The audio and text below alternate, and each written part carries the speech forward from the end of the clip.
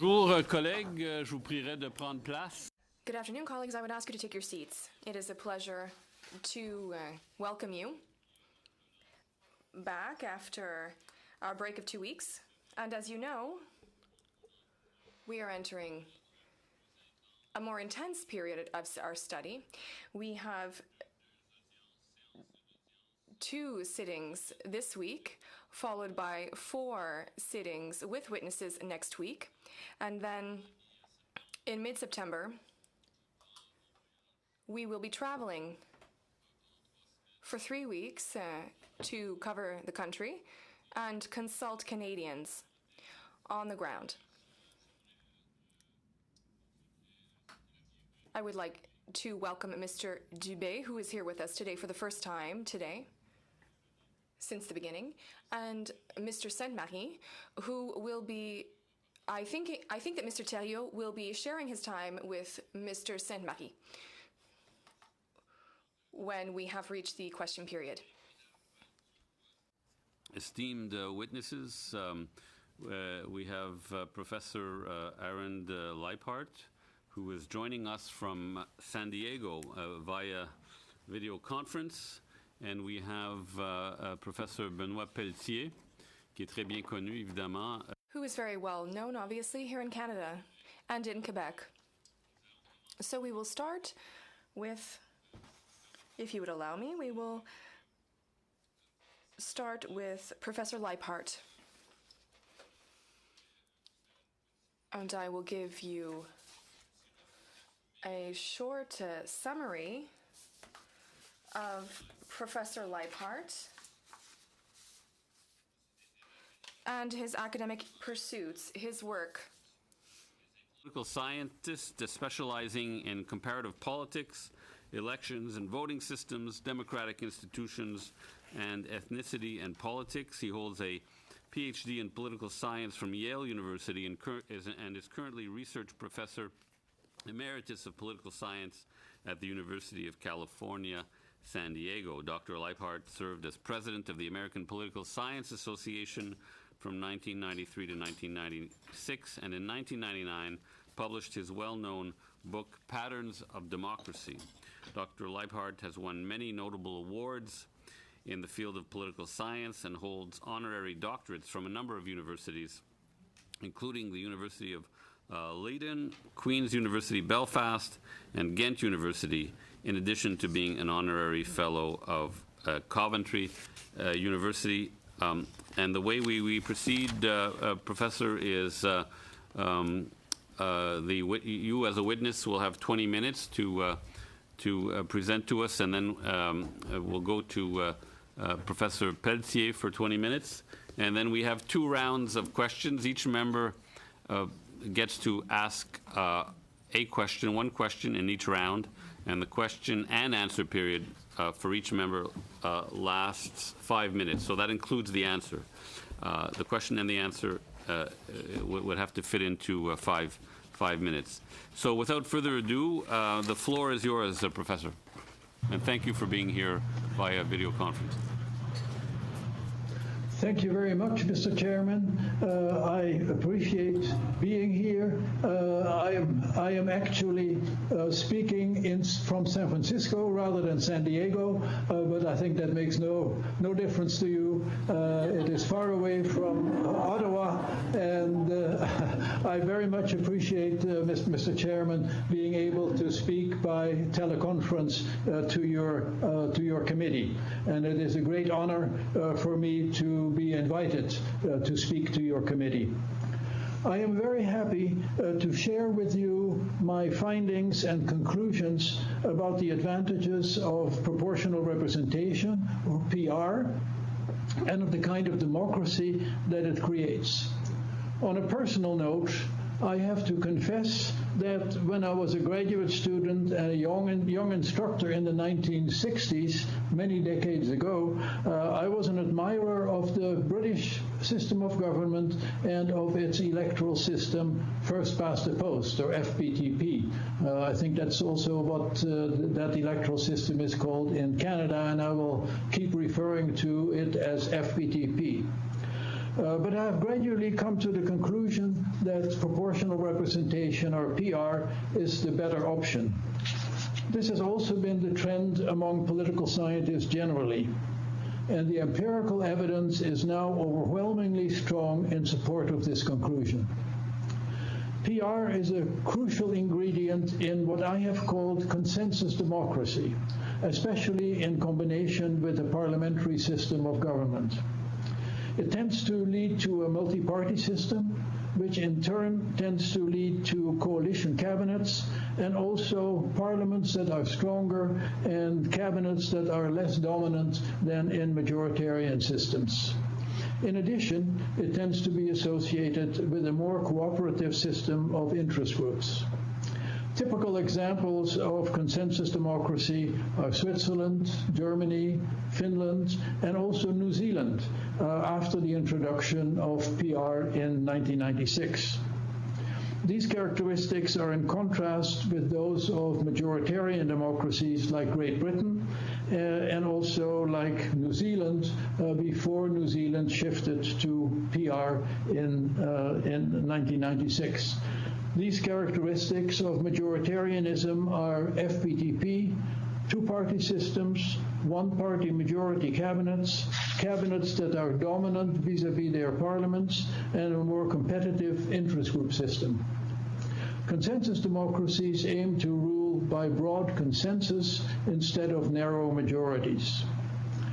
Democracies do not all fit the two perfect models of majoritarian and consensus democracy. They fit on a continuum between the pure types.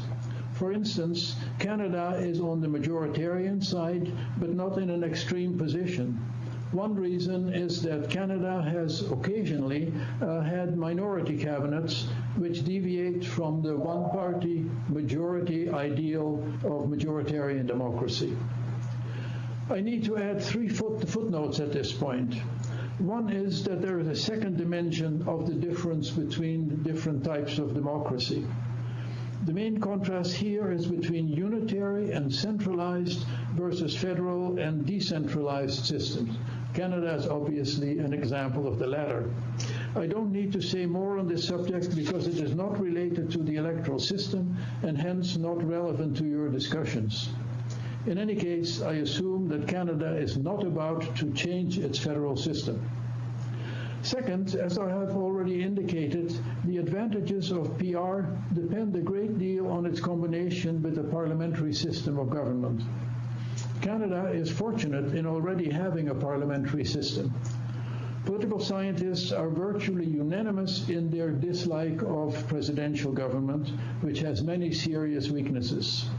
I assume that very few Canadians favor the adoption of a federal system, and it is great that we do not have to worry about this particular issue. Thirdly, a quick comment on the term consensus democracy. It should not be interpreted to imply that it is a kind of democracy in countries that are highly consensual and homogeneous. Rather, PR and consensus democracy are suitable for any country, but especially for countries with religious, linguistic, and ethnic divisions in which consensus needs to be created. It is significant that PR was first adopted in the 1890s in countries like Belgium, with its deep religious and linguistic differences. Some of my political science colleagues have also called consensus democracy negotiation democracy, compromise democracy, pacification democracy, and proportional democracy. This last term is especially appropriate because it emphasized the crucial role of PR.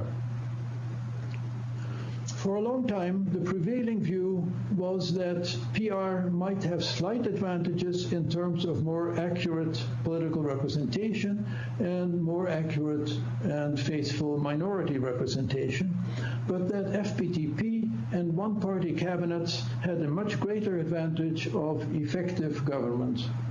One-party cabinets were said to be more decisive and capable of making both quick decisions and coherent decisions and policies than coalition cabinets. This looks like a logical argument, but it overlooked some logical counter-arguments. For one thing, as we all know, fast decisions are not necessarily wise decisions. Also, a great deal of coherence in policy is lost in the alternation of governments of the right that then change to governments of the left and back to the governments of the right. This was the main reason why the famous British political scientist Samuel Feiner, who had been a strong supporter of FPTP, changed his mind and advocated PR in an influential book published as early as 1975. Finally, policies supported by a broad consensus are more likely to be successful and to remain on course than policies by a so-called decisive government against the wishes of important sectors of society. Fortunately, we now have very good methods to settle these competing arguments, especially since about the year 2000, of excellent data on effective government and the quality of democracy have become available.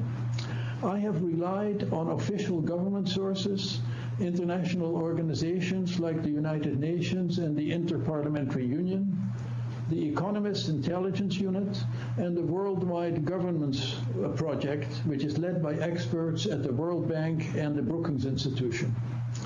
The evidence shows that consensus democracy is superior to majoritarian democracy in terms of effective government and policy making, and that it is vastly superior in terms of the quality of democracy.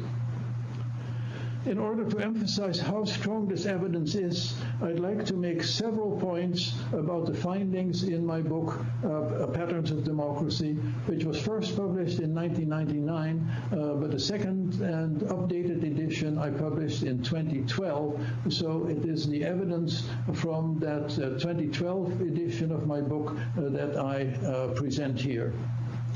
First, the 36 democracies that I compare in my book are not just a sample of democracies, they are all of the democracies that satisfy the definition of continuous democracy for a period of at least 20 years, from 1990 to 2010, according to the widely used criteria of Freedom House.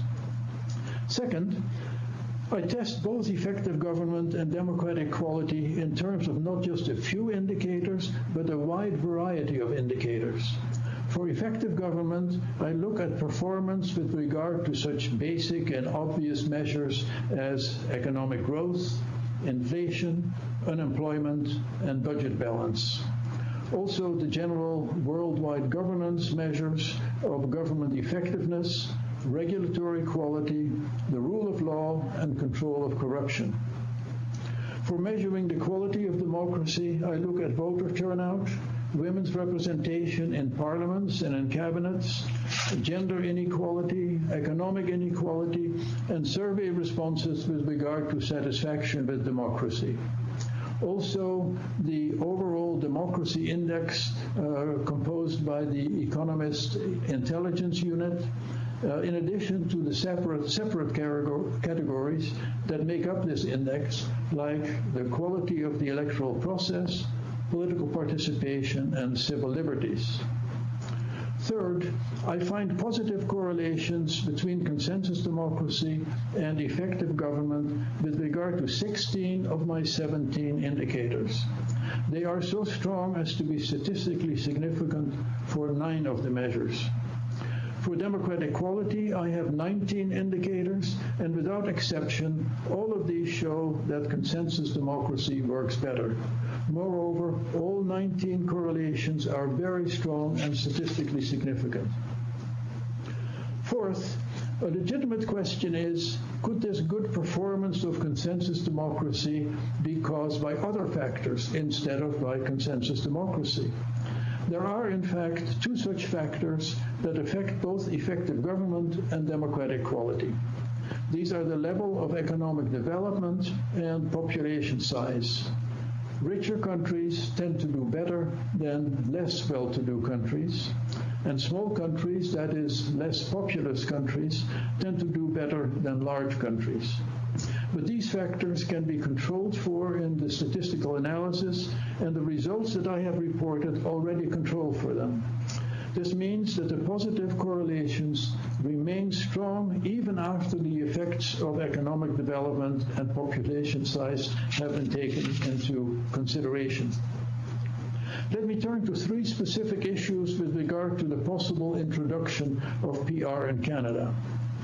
First, it is important that supporters of PR agree on the kind of PR they want to introduce. One sure way of wrecking the chance of PR is for its advocates to split into hostile camps with regard to which form of PR they prefer. Second, which form of PR would be best? I am basically an agnostic on this subject. My native country of the Netherlands uses list PR, and I think it has worked quite well there for now almost a whole century. Most continental European countries also use list PR. But for Canada, it is probably best to follow the example of other mainly or partly English-speaking countries. That means either the MMP system or mixed member proportional system introduced in New Zealand in the 1990s and also adopted for the legislative assemblies of Scotland and Wales, or as a second alternative, STV, a single transferable vote, used in Ireland for, I guess, almost a whole century now too, Malta, and in Australia for its Senate elections since 1949. Third, make sure that the system is actually reasonably proportional and that it avoids too high a barrier for small parties. For MMP in New Zealand, the minimum threshold is 4%, which I consider reasonable. For STV, no formal threshold is needed because it uses relatively small election districts. In Ireland, the districts elect between 3 and 5 representatives each. In Malta, each district elects 5 members. In Australia, the 6 states serve as the principal election districts and each elects 6 senators. Occasionally, when there is a so-called double dissolution, as happened recently, this number is increased to 12, but 6 is the minimal number. I think that 5 or 6 is a reasonable number to adopt if one has STV. Finally, let me address the question of whether PR is suitable for a country like Canada, which is geographically very large and has a linguistically, ethnically, and religiously diverse population. The answer is certainly yes. In fact, as I have already emphasized, PR is especially appropriate for heterogeneous countries. How about Canada's large geographical size? Canada is unusual in this respect, but not unique. Australia is comparable, and Australia has used PR in Senate elections since 1949. I do not see any logical reason either to believe that PR could not work well in a large country like Canada. Perhaps the most important fact to consider is that PR is the rule and FPTP the exception among contemporary democracies. Of the 36 democracies in my book, there are 4 that are neither pure PR nor pure FPTP. The breakdown for the others is 10 FPTP versus 22 PR. This still exaggerates the use of FPTP because 6 of the FPTP countries are very small ones like the Bahamas, Barbados, and Botswana. There are some very small PR countries too, of course, like Iceland, Luxembourg, and Malta.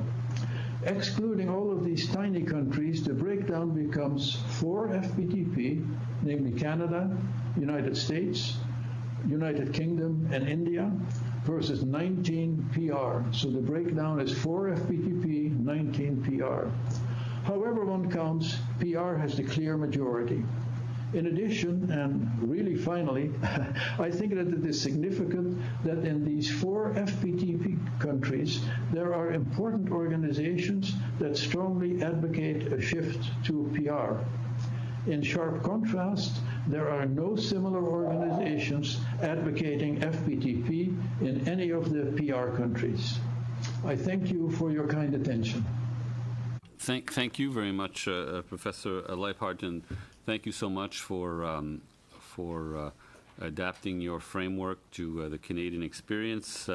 We'll now proceed to le Professeur Benoît Pelletier. Professor Benoît Pelletier. He is a politician, a law professor, a lawyer. He represented the Quebec National Assembly for 10 years. In 2008, he was appointed Minister of Intergovernmental Affairs, Canadian Francophonie, Aboriginal Affairs, and Reform of Democratic Institutions under the Jean Charest government. Professor Pelletier currently teaches law at the University of Ottawa. He was recently awarded an award from the Fédération Scolaire du Québec. He's also as a member of the Royal Society of Canada. Without any further ado, please proceed, Mr. Pelletier. You have, as the previous witness did, 20 minutes. Well, thank you very much, Mr. Chairman, and thank you to the committee members for having invited me. In French today, but my first words will be in English. I would like to point out the fact that I'm not an expert on electoral reform, although I examined electoral reform from a constitutional perspective.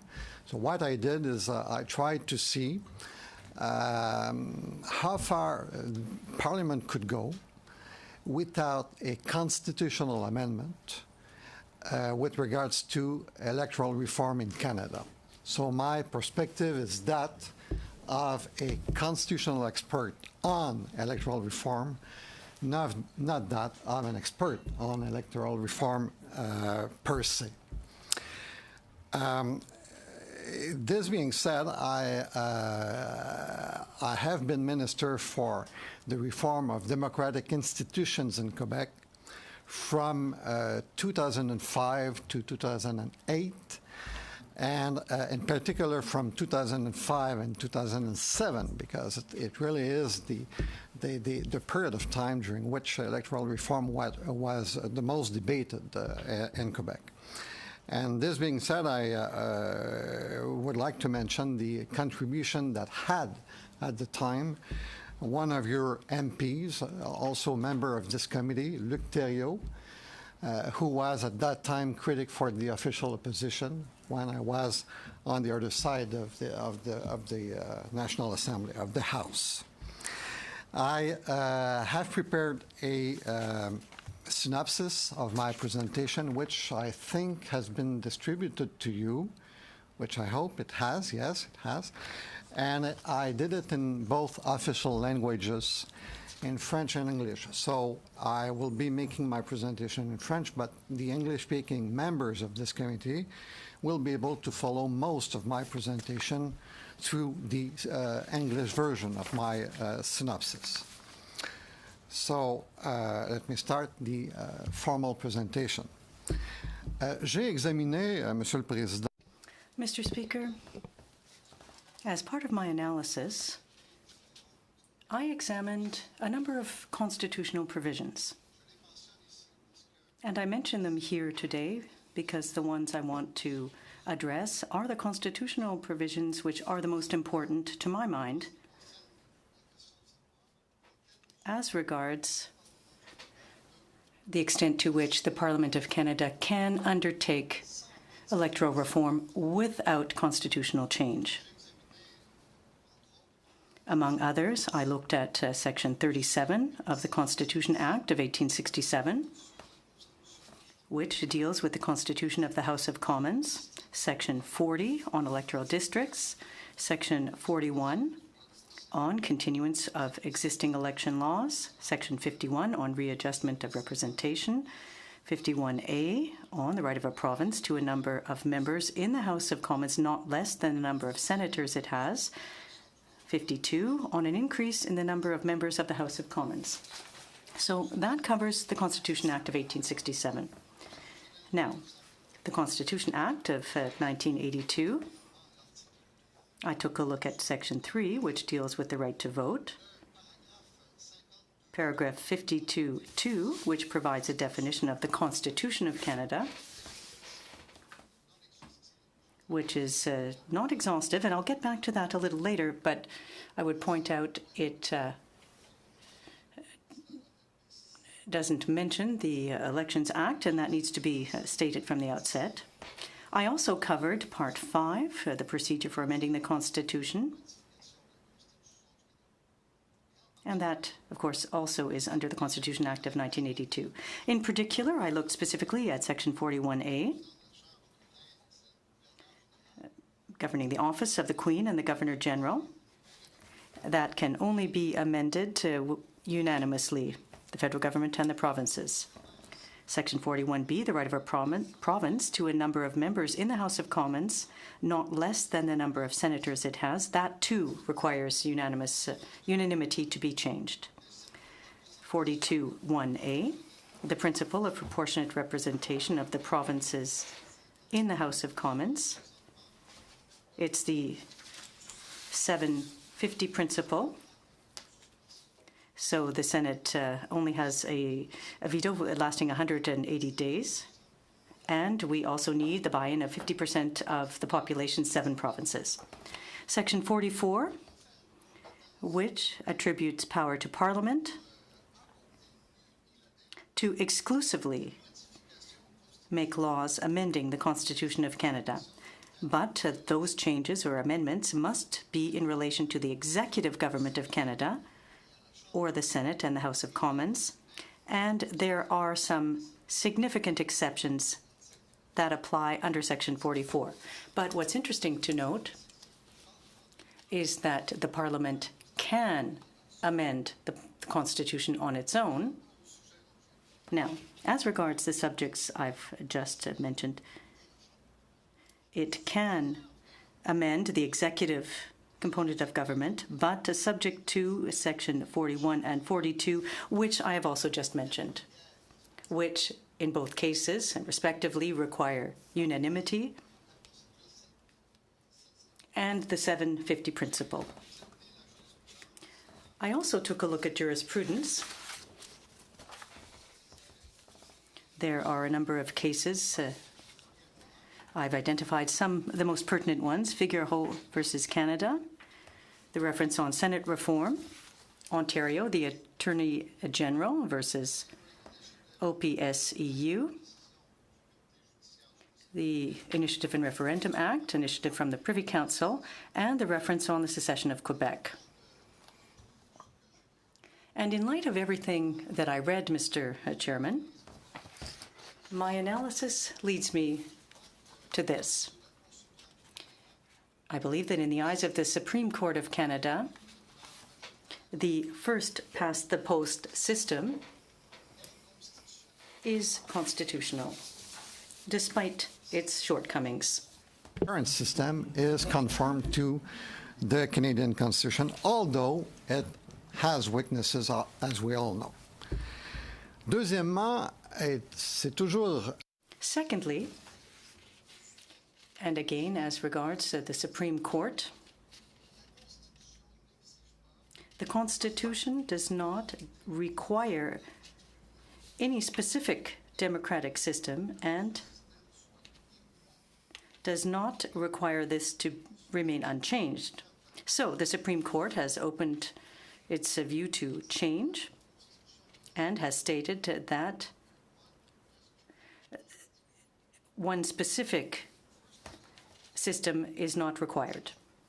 But it's not the only system that could be conformed to the Canadian Constitution and to the Canadian values. Les Canadiens sont acquis à une... Canadians have a specific form of government, and the Supreme Court states in that role that Canadians are committed to a democratic form of government. So there is constitutional protection in favor of maintaining a democratic form of government, but as I stated, the Supreme Court has not stated what form that must take. The Supreme Court also seems to indicate that it's a matter of choice between competing political values and views that prevails. The government has fairly wide latitude, and once again, these are the words of the court. It is not the Supreme Court's role to intervene with respect to electoral reforms. So the Supreme Court should not get too involved. What the Supreme Court says is that electoral reform is something that belongs to elected representatives, to Parliament, to the government. It's not something that I'd say the Supreme Court of Canada would like to intervene in. Maybe would the court have to, if ever some of the main principles that I will be speaking about in a couple of minutes are affected, but the first desire of the Supreme Court of Canada is not to intervene. And its first reflex is not to intervene. And the Supreme Court, in fact, confirmed that all this is mainly a question of political decisions instead of judicial decisions. Alors, quels sont donc les... So, what then are the major conditions that must be complied with by Parliament in undertaking electoral reform? In elaborating on the conditions, what I point out is that the government may take action exclusively on its own. However, it must not affect the principles that I will be outlining shortly. So the first principle is a well-established principle under jurisprudence, and it's the concept of effective representation. The Supreme Court talks about relative equality among voters.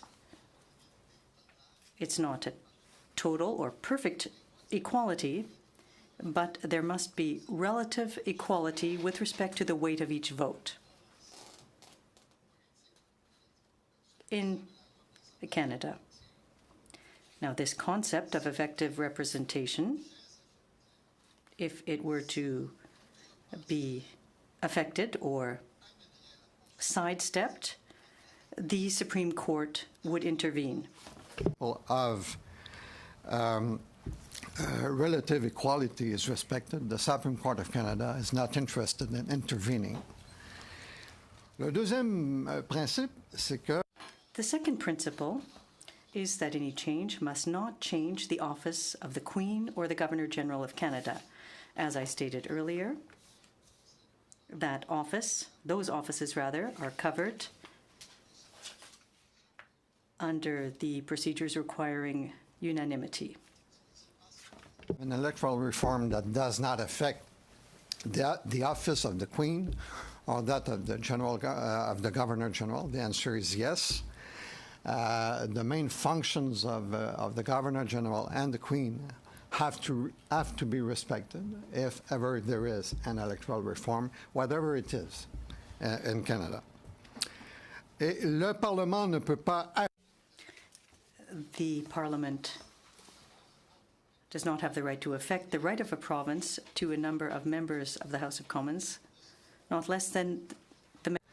At this moment, it only applies to very small provinces, which have not many MPs and which have more senators than MPs. And then it allowed them to have as many MPs as the number of senators that they have. But if ever there is a change in the number of seats in Canada, we have to make sure that there's no change that goes under the number of senators that is attributed to each province at this moment under the Canadian Constitution. Bien entendu, le Parlement ne peut pas... Now, of course, a Parliament cannot take measures that would affect the principle of proportionate representation of the provinces in the House of Commons, because that is covered under the 750 principle, 7 provinces, 50% of the population.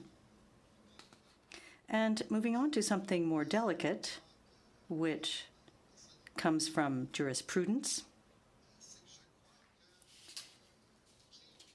I believe that the preamble of the Constitution Act of 1867 protects the British parliamentary system, the Westminster model of government, and the principle of responsible government.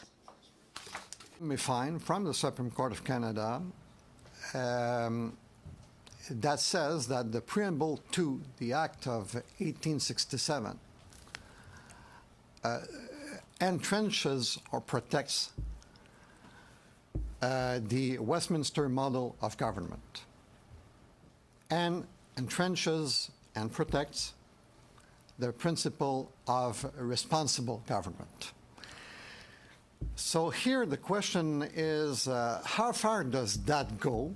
First of all, how far does that protection go?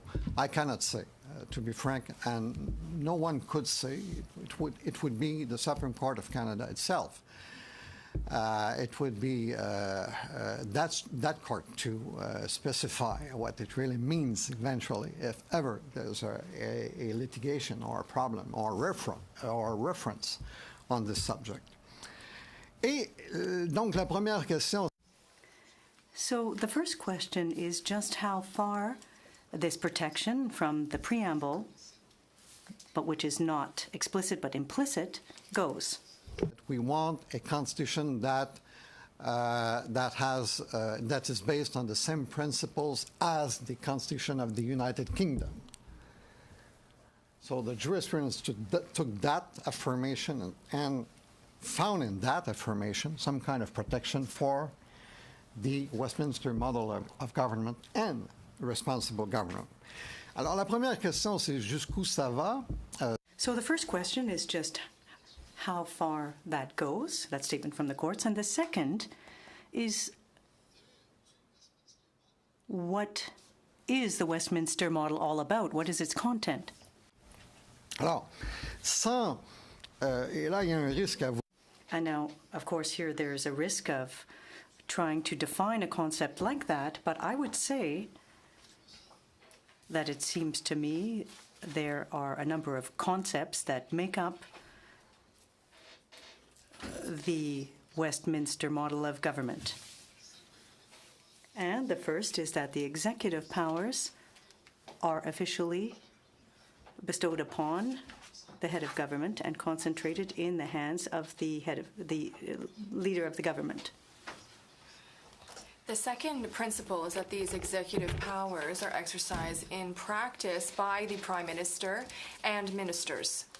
The third principle is that the executive power is part of the Legislative Assembly. In other terms, the executive level contributes to exercising this executive power. Not only contributes, but is actually part of the Legislative Assembly. The fourth principle is that the executive power must be accountable to the Legislative Assembly and must answer to the Legislative Assembly on government policies. The following principle is that the democratic legitimacy of the executive power depends on the Legislative Assembly and is bestowed by this. And the last principle that rejoins the principle of responsible government is that the Prime Minister must submit the resignation of his government to the Governor General, or must ask for the dissolution of the House of Commons if he does not have the confidence of the elected officials who represent the people. Personally, that is the definition that I give to the Westminster model of government, but obviously other experts might want to refine that definition or add to it further. And the last restriction for the Parliament of Canada stems from the Referendum Act given in 1989. It was taken up in 1987 in the SEFPO decision, and that it stipulates that the Judiciary Council states that these principles should apply to Parliament, and Parliament cannot provoke upset by the foreign powers that are incompatible with the Canadian system. Political institutions foreign to and incompatible with the Canadian system. Alors, vous allez me demander qu'est-ce que cela veut dire au juste. So what does that mean exactly? It should be defined by jurisprudence once again. What we know is that Parliament cannot give legislative powers to the people, for example. The referendum cannot become the only mechanism for which we adopt acts. But above and beyond that, what does that mean? We don't know, and I would repeat that the Judiciary Committee of the Treasury Board talked about the powers of the province, and it referred to 92.1 of 91.1. That the Parliament cannot affect the fact that there are electoral districts in Canada. Section 40 of the Constitution Act 1867 refers to electoral districts. So some experts may say that electoral districts are entrenched and cannot be affected by the Parliament unilaterally, but I don't share that point of view. I think that Parliament can abolish or diminish the number of electoral districts unilaterally by virtue of Section 44 of the Act of 1982. Merci beaucoup, Professor. Thank you very much, Professor. We have heard from two very relevant witnesses, and their testimony was very interesting and clearly expressed, and we thank you for that. We will now start the first round of questions. With Mr. De Courcy, you have 5 minutes, and I would remind MPs that the 5 minutes includes the answers as well. So what I've noticed at times is that there are 30 seconds that remain, and you ask a very complex question that requires a complex answer. Unfortunately, in that case, the answer will have to come later after another question or for another MP. So we'll start with Mr. De Courcy for 5 minutes. Thank you very much, Mr. Chair. It's great to be back in school with all of my colleagues, and I thank each of our witnesses for their presentations today. I would like to start with Dr. Lightheart. In your submission, you talked about the need to not consider aspects of our federal system of government, and it struck me as a bit of a unique view given a lot of the testimony we've heard from other academics and experts who've said you must certainly consider the electoral system within the context of a greater system of government and political culture, and they're all tied in together. I wonder if you can just expand maybe a bit on why you don't see the need for, in a country as large and unique as Canada, with constitutional considerations that were just presented to us today, that it's okay for us to just consider the electoral system without considering the larger effect it has on the system of government and our political culture. Thank you. I think that is an excellent question. Certainly, the federal system in Canada and several other federal countries is an important aspect to take into consideration. But I think that proportional representation is compatible with both federal systems like Canada and unitary systems like Sweden, Norway, Norway and Denmark and the Netherlands. The main thing I think to consider is to look at other federal countries that do use proportional representation. Germany is, of course, a federal system, not as large geographically as Canada, but with a much larger population than Canada. It uses proportional representation. Switzerland is a federal country and uses proportional representation. Austria, as a federal country, uses proportional representation.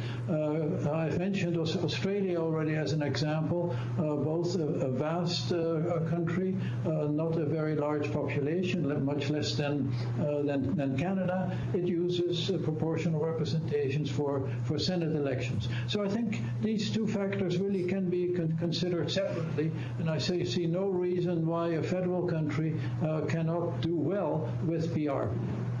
Merci beaucoup. Et, Dr. Pelletier. Thank you very much. And Dr. Pelletier, do you share this view that we could consider the electoral system without constitutional considerations? We're talking about guarantees of a certain number of seats in smaller provinces like New Brunswick and Prince Edward Island and Nova Scotia. Do these considerations pose challenges with respect to proportional representation, in your opinion? The principle of proportional representation implies that the provinces must have representation that is equivalent to the weight that their population represents in the Canadian whole. And that can be done through a number of different electoral systems. It can be by directly electing people in ridings. It can also be by designating representatives differently. And I'm thinking here of MPs that could come from a list, in the case of mixed proportional representation, for example. So when each province has a certain number of representatives in the House of Commons, which is more or less equivalent to its demographic weight, the principle of proportional representation, in my opinion, is protected. And it is interesting because the article that I mentioned a bit earlier spoke about the principle of proportional representation, and it doesn't get into the details of proportional representation. That being said, I am convinced that another type of a vote, while there's mixed proportional representation, for example, there could be other types of voting that would be compatible with the federal system. Federalism is one characteristic of Canada, like the constitutional monarchy, for example, like the Westminster system of government, like our voting system. But could there be a combination of these different types of characteristics, or an amendment of these characteristics without changing the federal nature of the Canadian state? Thank you. We're now going on to Mr. Deltel. Thank you very much, Mr. Chair. And friends, it is good to see you again. And it's funny that Mr. De Courcy mentioned school, because we have two well-known teachers among us. Mr. Leipart, thank you. I would like to greet Mr. Pelletier, a colleague from the National Assembly. Well, I was a journalist when you were minister, but I knew you well. And perhaps it's the fact that you're here, but I noticed, Mr. Chair, that we are 13 MPs around the table, and there are 7 from Quebec. So Quebec is a majority today.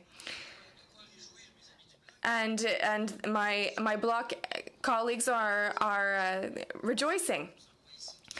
We are all here to play for Canada, and we are all here to work for Canada.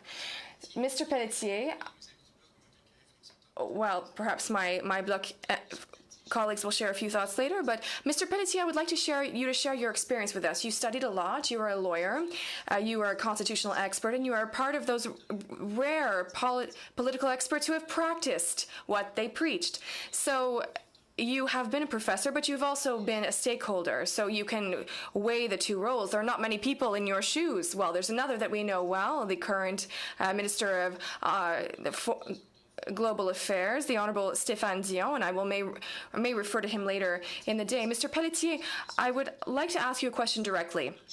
It is quite a significant change that the government is inviting us to make, that we're reflecting upon as a committee. But in your opinion, do you think this type of change must receive the support of Canadians? Do you think that people needs to be consulted? And in your opinion, do you think that we need to have a referendum if we try to change this system? Well, Mr. Chair, I would say that I am very favorable to the idea of holding a referendum. One of the main reasons why, if we want to do a reform of our voting system, it's normally for the population itself, so that the population has greater faith in its democratic institutions. And I would have a hard time seeing how we could do an electoral reform, a significant one and a substantial one, without calling on Canadians and asking them for their opinion. In the case of Quebec, Quebec proceeded with a preliminary bill, and that was looked at from 2003 to 2007 from all angles.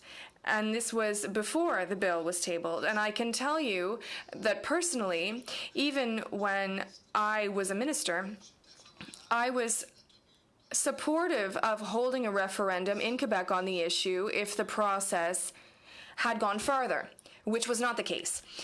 But that being said, I am representing only my own opinion here. I'm not representing a council of ministers, and in any case, the issue never arose. The attempt to change the voting system failed, essentially in 2006. But the fact remains that, personally, I always had in mind the idea that and the importance of holding a referendum on this issue, which could have been held at the same time as an election in Quebec, for example, or which could have been separate from a Quebec election. But you must also remember that in Quebec, there was an entire reform that was being considered. It was mixed proportional, and that would mean that you would have two types of MNAs, a list and a riding, and that was a big change. And in that context, I was supportive of holding a referendum. 30 seconds. Well, I would like to comment on that. Obviously, it's a perspective that we share. For us, it is essential that there is nothing more important than the voting system, because who we put at the decision table is important. There's foreign affairs, budgets, tax, everything stems from these people who are elected, and I support what you said, and I think that the people must have the last word on this. Thank you. It is now Mr. Bouleris's turn. Thank you, Mr. Chair. Good afternoon, everyone. It's wonderful to see you again in the month of August. Thank you to our two eminent witnesses who are taking the time to be with us today. I will start with you, Mr. Leipart in California. You know that we've only had one type of voting system for 149 years, first past the post, which is the first takes all.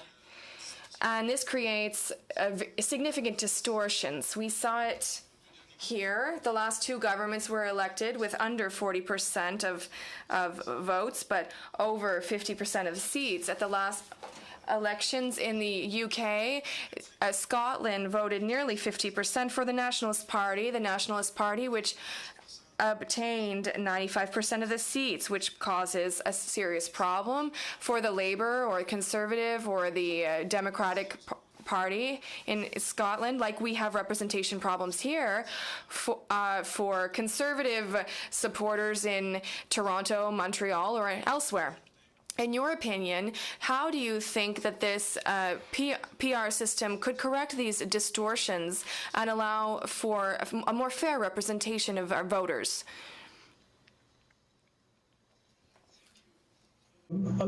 Proportional representation, the main aim of proportional representation is to get proportional outcomes, so that parties or groups of representatives are representing roughly equal proportions of the voters. Now, PR systems differ in terms of how proportional they are. They may use systems that are not completely proportional, that raise barriers for smaller parties, and so on. And in fact, when you look at outcomes of PR system, there is not one that is completely, 100% proportional. But in fact, proportional representation systems, of course, do a great deal better than FPTP systems. And FPTP just causes extreme distortions between the vote and the number of seats that parties get. Several years ago, I wrote an article that was entitled, "Who Really Practices Majority Rule?" And I looked at FPTP countries and PR countries in terms of the amount of support that cabinets, that governments, that executives have. And it is, in fact, it's proportional representation systems that tend to have governments that are supported by majorities of the voters or close to a majority.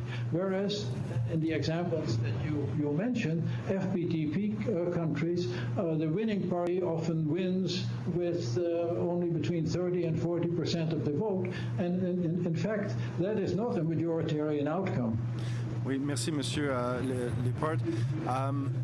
Thank you, Mr. Leiphardt. Sometimes the adversaries of proportional representation or mixed proportional representation put forth the argument that these types of democracies create a great deal of political instability and consecutive elections and ineffective government, and they use a word that is quite loaded. They use the example of Italy. What would you respond to those people?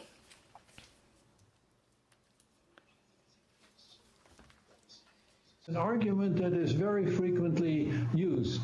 In fact, it is true that governments in majoritarian countries or FPTP countries tend to be more stable in the sense of they last longer than those in PR countries. And the assumption then is that these longer-lasting, more stable cabinets perform better in terms of policy. What I have found, and I should say, I was a supporter of that argument for a long time, but now we can look at actual outcomes. We can see that those governments that don't last as long as some of the FPTP governments, they actually perform better in terms of policy. So while it is a kind of a reasonable thought that more stable or less unstable governments perform better, in fact, when we look at the facts, this is not the case. Merci. Merci beaucoup. On passe maintenant. Well, thank you. Thank you very much. We'll now move on to Mr. Thériault. Thank you very much, Professor Leiphardt, Professor Pelletier. I'd like to start with a question for Professor Leiphardt in San Francisco, and I'll save my second question for Professor Pelletier. I'd like to hear you elaborate on something. You talked about consensus-based democracy. In Quebec, when we consulted the regions of the province, people didn't mention the mechanics of the system, apart from some people who were experts or well-read in the subject matter. But they talked about politics and the way politics was done, and that came up all the time. In that area, there were a number of irritants surrounding party lines. How would a PR system be better for consensual-based democracy? Is it structurally, through its structure rather? What is it that makes it better than our system, our current system? Why doesn't it contain that? Thank you.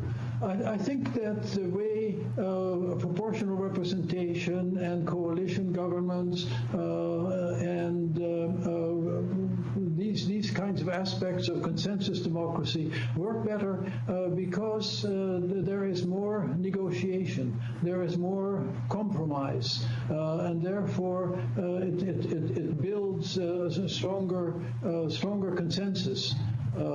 Which, if you have a majoritarian government, let's say a one-party government that is based on just between 30 and 40% of the voters, this government actually struggles constantly with the fact of being a kind of illegitimate majority government, because it is not a majority government. It is a government supported by a minority. And in the long run, I think it is better that the principle of majority rule works in democracies. And it may seem ironic or paradoxical that in fact you have with proportional representation better majority rule than in so-called majoritarian governments with FPTP, where the governments really represent only a large minority. Merci. Thank you. So, if people vote based on an elections platform, what becomes of those platforms in a system like that, where the determination of executive power resides in negotiations that take place following an election? And is there not somewhere in that a political distortion with respect to what the people want? Under the current system, for example, in Canada, we have a system where the voters can throw out a government, elect a new one. What is the value of a platform after 20 years? Is it not beneficial to put together a coalition, to proceed with that after 20 or 25 years? I think it is a legitimate complaint that in proportional representation systems where you have several parties and where you need a coalition of two or more parties to form a government, that in the negotiations the different parties have to compromise and may not be able to stick to the promises that they've made in their platforms.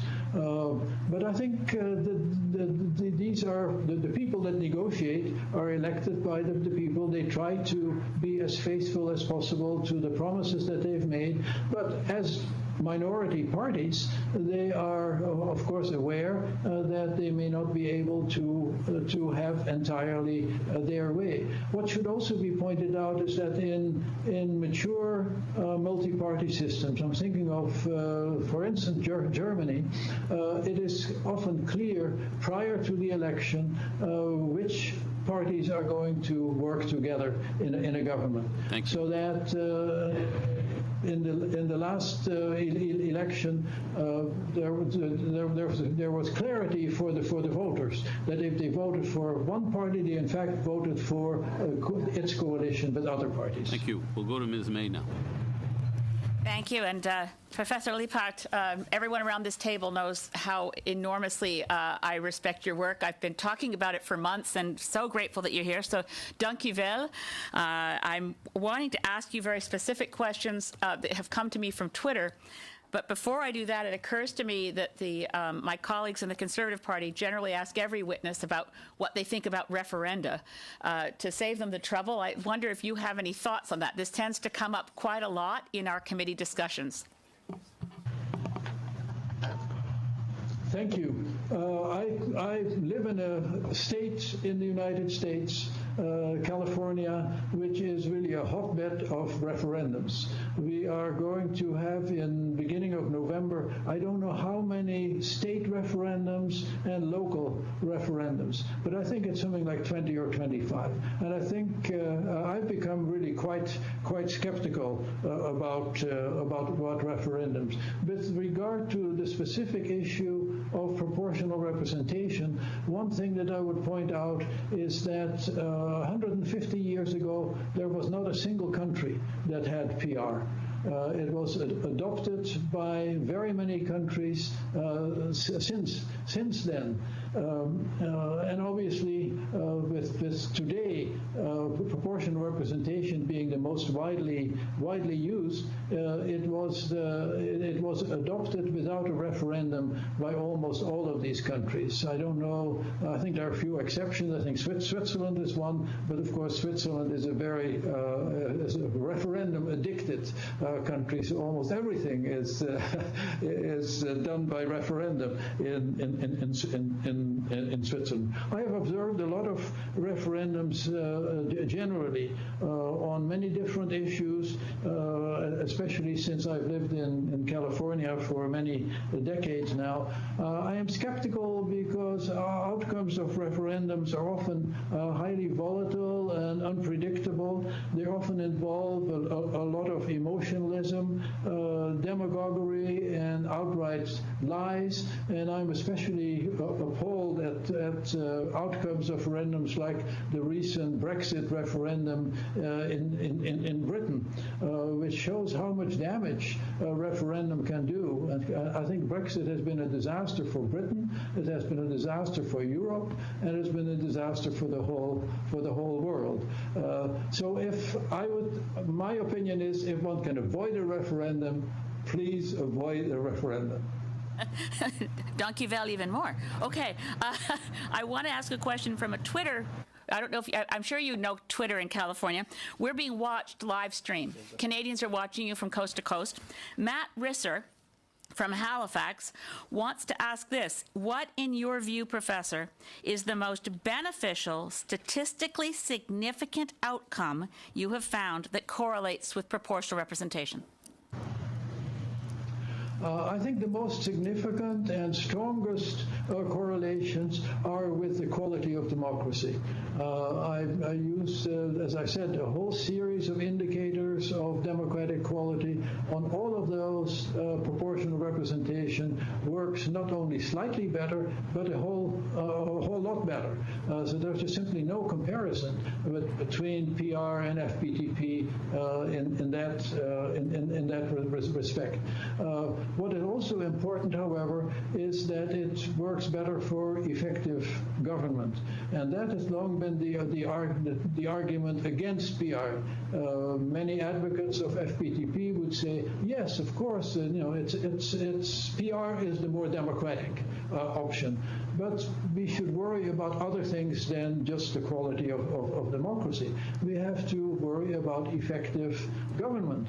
And the evidence is now in and very clear that for effective government, PR also works better. It's the PR systems and consensus democracies that actually have a better record with regard to effective policy making.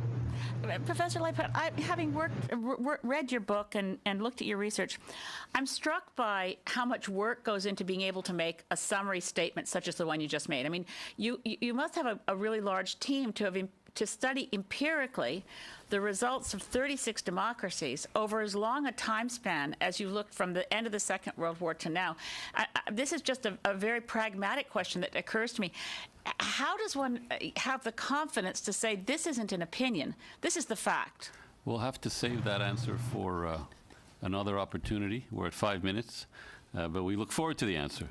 We'll go to Ms. Romanato now. D'accord, merci beaucoup à nos Well, thank you very much to the witnesses today. Thank you for coming. You've written that the United States House of Representatives is insufficiently representative due to three specific areas. So first one is election by plurality, or first past the post. The second, timing of the elections, specifically midterm elections, and the size of the lower house with 435 congressional districts. In your opinion, does Canada suffer the same insufficiencies other than our election timing? So certainly, thank you for your question. Certainly, the election timing is important. The United States would be much better off if it had 4-year terms for the House of Representatives than 2-year terms. In fact, 2-year terms are very, very exceptional. Almost all countries have 4 or 5 year terms, although, of course, they may be cut short if Parliament is dissolved. The weaknesses of the FPTP system in the United States have to do with the usual weaknesses, that it is not representative. In fact, in several of the last elections, Democrats won a larger percentage of the vote than the Republicans, but because of because of intentional gerrymandering and the way that populations are distributed, these Republican victories have occurred. So I think that is, especially if a party actually wins the majority of the vote, it seems to be quite wrong that party does not have a majority of the seats. And in the United States, of course, the further problem is with primary elections, which on the whole, which of course were meant to make the system more democratic, but it tends to give a special strength to extremes in both parties. In the case of the Republican, especially the so-called Tea Party. Professor Leiphart, thank you. I was actually referring to the Canadian system, comparing the two, but I'll move on to another question. You mentioned in your brief your recommendation that perhaps mixed member proportional be considered for Canada.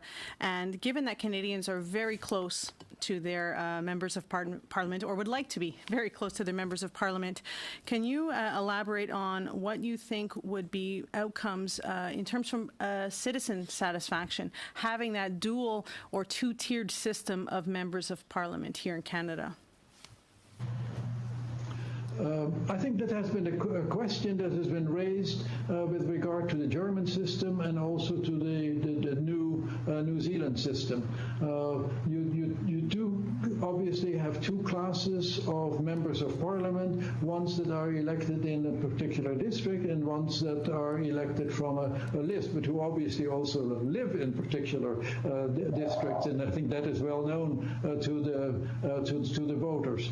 So obviously there's a difference between these two different categories, but I think in the case of both Germany and New Zealand, this has not given rise to the kind of problems that people would start saying, "Hey, let's change the system or go back to the old system." If the feeling is with MMP that the districts become too large, one possibility, of course, is to increase the number of members of Parliament, which may be unpopular in the age when politicians are not very popular, but that is an obvious solution. At the moment, I should have this in my mind, how many members there are in the House of Commons, but I don't think it's excessive.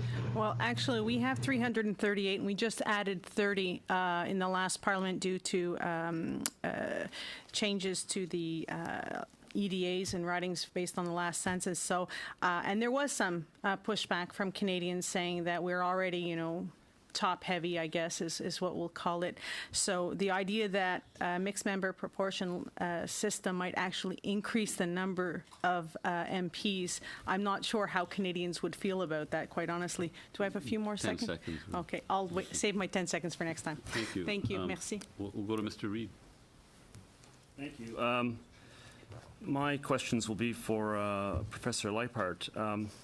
Professor, in your presentation, you observed that the breakdown 10 first past the post versus 22 proportional representation exaggerates the use of first past the post because, as you say, 6 of the first past the post countries are very small ones like the Bahamas, Barbados, and Botswana, I'm quoting.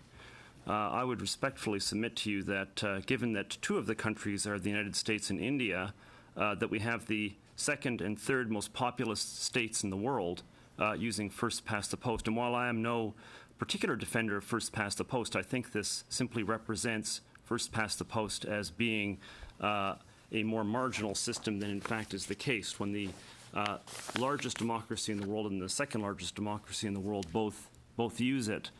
I wanted, however, to turn to the question of referenda. You were quite dismissive of referendum. You pointed out that you live in California and you don't like the way referenda are conducted in California. Of course, in Canada, we are not proposing the idea of having referenda on multiple questions in parallel with every election, but rather on having potentially our 4th referendum in a little over a century on the issue of changing our system. So a little bit different. I must say, however, I lived in Washington State for a period of time, and I found that voters approached referenda quite intelligently, much more so than they did the parallel elections that were occurring at the same time. Let me ask you this question regarding the referendum that was conducted in Switzerland in 1919, in which that country adopted proportional representation. Would it have been a more legitimate exercise if the Parliament had enacted that change without consulting the people in a referendum? I think that certainly when a referendum is held and when there is a clear majority, it adds a kind of imprimatur to the decision. On the whole, though, countries that have PR have adopted it without a referendum, and I don't know of any kind of popular dissatisfaction with that decision. Right. In the case of Germany, for example, the much admired multi-member proportional system adopted in that country was adopted because of the fact that the Allied countries at the end of World War II imposed it on the country. So there was no input at all from the German people, either by referendum or any other means. In the case of Ireland, their system of STV was imposed from the outside by the British when they were leaving. In the case of Scotland and Wales, it was similarly imposed through a process that cannot have been said to have involved the representative bodies of those 2 jurisdictions, which didn't exist at the time. So may I take it then that referendum is in fact at least as legitimate a means of adopting proportional representation or considering it as any other method? I think it's, in the case of Canada, you're talking about a parliamentary decision followed by a referendum, so it becomes a two-stage process, and I certainly would not consider a referendum illegitimate in itself, and I think a case can be made that a change in the electoral system is indeed a very important decision. I think a problem with referendums is that other issues often come to the fore. In Australia, for instance, referendums generally tend to fail because it just means that the people can express dissatisfaction in general without reference to the specific issue of the referendum. I think actually that happened in the case of Brexit too, that people did not always realize that they were talking about this specific issue, but expressed general dissatisfaction. Thank you very much, Professor. Thank you, Mr. Reid. We'll move on. We'll go to Mr. Aldag. Great, thank you. Just waiting for my light to come on there. Over the last 3 weeks when we've been back in our constituencies, I had a bit of time to review some of the testimony that we've heard. And it dawned on me that we've actually seen a lot of people speak quite favorably about proportional representation. And so over the 3 weeks, I was able to meet with a number of constituencies. I did a town hall. I did a couple of dinner meetings. I've been door knocking, and then out at community events, asking people about their thoughts on democratic or on electoral reform, and we're getting into some discussions about the values that people hold, and some of the things that I'm hearing, I'm starting to try to reconcile in my mind how it fits with a PR system, a proportional representation system. And so I'll start with Professor Leipert, just to get your thoughts on a couple of these. And really, I guess, we've heard many positive things in testimony from experts, and I'm trying to see if there's any sort of dark side to proportional representation. And so one of them comes down to, people are, when they look at the model, this idea of 5 to 6 MPs for a larger constituency. And one of the values that's coming out in the discussions I'm having is that people have that clear connection between a constituency and its member of parliament.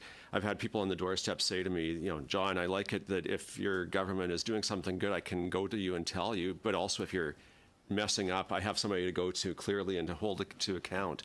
And so I'd like your thoughts on, on examples that you've studied. How does that work? How do constituents actually hold their members of parliament to account within these larger ridings with 5 to 6 members? That is a good question. Of course, in some proportional representation systems, like in my native country of the Netherlands, the entire country is one district. And actually, while it has worked well, I would not recommend that for other countries and would not recommend it for Canada. I think the advantage for voters when more than a single representative is elected in a district, and if therefore members of different parties are elected, that voter can still go to a representative with questions or with comments on what the government has been doing, but then has the advantage, if that voter has in the past not voted for the representative that won the election, now they can go not only to a representative of their district, but a representative that they actually feel comfortable with and that they have voted for. But I guess where I'm going is, do you find, or have you seen that there's that clear accountability between this group of members of parliament and their constituents? Are constituents generally satisfied? Because it is something that people, it's new, the proportional representation is probably the most extreme change that we could go to, and so people, that's the one that they're having the most concerns with. It's the biggest leap for them to make, and so there's what kind of accountability is there that you've seen that that gives people that confidence that it works for them? Yes, of course, the shift to proportional representation that took place in those countries that now have PR was generally from single-member district systems. So it was a big leap for all of those countries. The direct contact with the representative, I think, works as well when you have several members representing a different, the same district, as I mentioned before. And perhaps one fact is especially important. In opinion and survey questions, when people have asked, how satisfied are you with the system of government, with the democratic system of government that you have? When that was asked in different countries, on the whole, the countries with proportional representation, those people have higher satisfaction with the government than in FPTP countries. Okay. Do I still have a minute? Okay. If we run out of time, I can come back to my next one. But on another one that's come up, it gets into the unique geography of Canada. I look at our northern 3 territories representing over a third of Canada's land mass. It's probably more than that. We currently have 3 members of parliament. So to get into this 5 to 6 range, we'd probably have to take half of our northern province, or the northern portion of our western provinces as well. And we get into these very massive bits, pieces of land. And so again, there's, in my riding, we're a southern riding. I'll come back to this one. Okay, thanks very much. I'm getting the eye here. But you made your point. Monsieur Dubé. Mr. Dubé, thank you, Mr. Chair. Thank you for welcoming me to the committee. I'm very happy to be here today. Both to Professors Leipart and Pelletier, thank you and welcome. Mr. Pelletier, my question is for you. I thought it was interesting the answer that you provided to a colleague's question earlier when you said that a reform dignified of the name. And I thought that whenever you were minister, you saw the importance of working in committee like this and to arrive at a concrete result. And for me as an MP, after all of the work that is done in there's a lot of cosmetic work that's done, and they don't go far enough. Do you share this opinion? And what should be the result of the work of this committee to really say that, first of all, the government respected its commitment to reform our electoral system, and secondly, how do we achieve a reform dignified of this name? Well, I risk to disappoint you. I don't know what the exact objective of your question was, but it's not up to me to decide on the content of the recommendation that this committee will make. Neither is it to what the government should propose. Is it sufficient? Is it a major or minor reform? For now, it is too early to get into that debate and weigh in on the issue.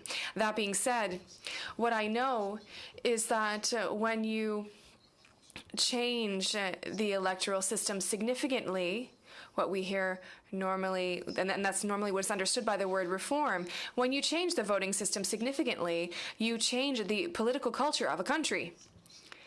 It's as simple as that. It's not just an issue of modalities. It is not a technical issue.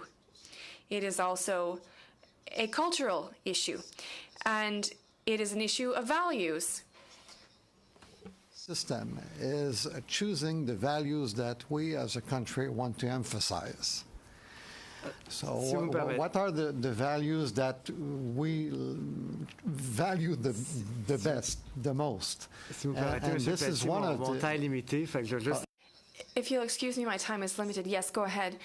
The other question that I would like to ask, you spoke about values, which is a good point, because when we talk about values, you sort of listed the criteria of the Westminster system, and one of them is the responsibility of the executive system to the legislature. And given that the Westminster system is the voting system that we have had for a very long time, there are mainly two parties and all sorts of issues.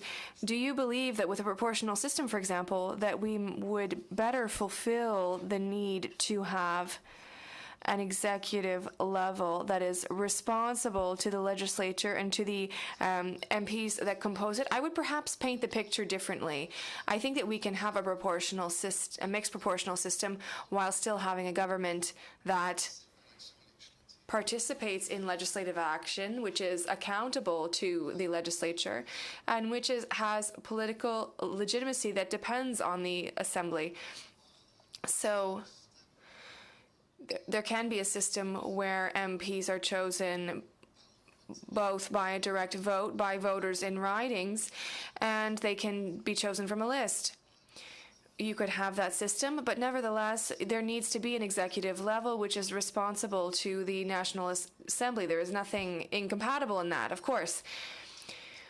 When I look at the experience that you had in Quebec, obviously we share the importance of representing the region. That's why we talk about a mixed proportional representation. Did you draw any lessons from this process, or perhaps ways that members of this committee could better ensure that we keep this very important component, even if we're working towards a system that is more representative of the ways citizens vote in elections? Yes, so I don't know how much time I have to answer, so I will save part of my answer for other questions. But one of the components that led to the failure was the regions, and they rallied against this because they thought it would create a distance between the voter and the elected official, and that would be to their possible disadvantage. But very quickly, if you consider that there are people in certain ridings who think that they can vote for a prime minister, do you think that this distance already exists and it's the responsibility of the elected officials to create a better system? That's a good question. But it is a question that will require an in-depth response, which is not impossible at another opportunity, perhaps. So we will now move on to Mr. Richards. Mr. Pelche, I want to, ask a couple of questions of you. Certainly, as has already been mentioned, you have that unique perspective of having the academic expertise and experience, but also having obviously the practical experience and expertise, having participated in the political process as well as an MNA and a minister in Quebec. And you've had lots of opportunity to use your academic expertise and experience, and certainly in your opening remarks you gave us a good overview. But I wanted to focus a little bit from your practical experience, obviously in your time as a minister when your government looked at the possibility of changing the voting system to a MMP type of a system. And I think even in the platform in one election there was some indication that the province might move towards a more proportional type of a system. But obviously, looking at it, it was determined not to proceed, or there was ultimately no change made. And I wonder if you could just elaborate a little bit for me on why that was considered, and then why it ended up not proceeding. Was it simply that there just wasn't enough public support, or significant enough public support to proceed with that type of a change, or why was it not proceeded with? Yes, different factors came into play. D'abord, je dois dire qu'il y a eu... First of all, I must say there were 3 overthrowings of political will in 1945 in Quebec, when the Liberal Party of Quebec had more votes than the Union Nationale, and they had more MNAs. In 1966, same thing. And in 1978, when the Liberal Party of Quebec had more votes than the Parti Québécois, but the Liberal Party had more MNAs. So this seriously drew into question the first past the post system, and this led to, well, once we were elected to form a government in 2003, this led the government to consider a reform of the voting system, and it suggested a mixed proportional representation system with dual candidacy. Dual candidacy means that someone can be both a candidate in a riding and have their name on the list of a political party. But when I started explaining to Quebecers and to parliamentarians that meant that there would be 2 classes of MNAs, it was going that far, and we're not sure about what that would mean, and we're not sure that we are in favor of that. What I say here is this: most people were in favor of a reform, but when I gave details about that reform, then it began to fail. And the interest groups which were particularly in favor of a reform, at the end did not support the government because the formula or the type of reform that we proposed, the formula that we advanced, was not their formula, the formula that they had in mind. So because they didn't have their type of reform that they had in mind, they decided, instead of supporting the government for another formula, they said, well, we won't support the reform, and we will wait for a reform adapting our formula in the future. Okay. So, I mean, it sounds as though, it certainly was just an effort made, but the support wasn't there for for the decision. You know, I mean, obviously there's different ways that can be determined. I mean, we've argued obviously that it's important to have a referendum to try and determine that there's support to move ahead. Obviously, your government made the decision knowing that the support wasn't there, and decided not to proceed, and that was, you know, obviously something you determined at that time. Would you say that feelings in Quebec towards that type of a system would still be of that nature, or what would your sense be in terms of support in Quebec for a reform of that type at this point in time? Perhaps we could come back to, you could give the answer. You'll have another opportunity to ask a question, so we could hear the answer to that on the second round. Ms. Sahota. Thank you, professors, for being here today. As I'm sitting here and contemplating all these meetings that we've been having, it's been quite fascinating. And I'm thinking about, you know, what this committee has been mandated to look at, the factors of fairness and inclusiveness. We've been talking, my colleagues were talking about voter turnout, the link between an electoral system and satisfaction. Some experts have said it's hard to decipher what that, you know, what voter satisfaction is. And I was looking at a list online just a little while ago where my colleague across the aisle had pointed out India as being a large democracy. And I was looking at India's voter turnout, and it seems to be quite higher in some recent elections there than here. And then I noticed that Kenya is a country that had about 85% voter turnout. So it's quite difficult, like, as I was looking at that, I'm thinking these are first past the post systems that these countries have, yet the voter turnout is quite high. So can we really say that the reason we don't have high voter turnout and that this changing our electoral system will necessarily solve that problem? Something, Mr. Chairman?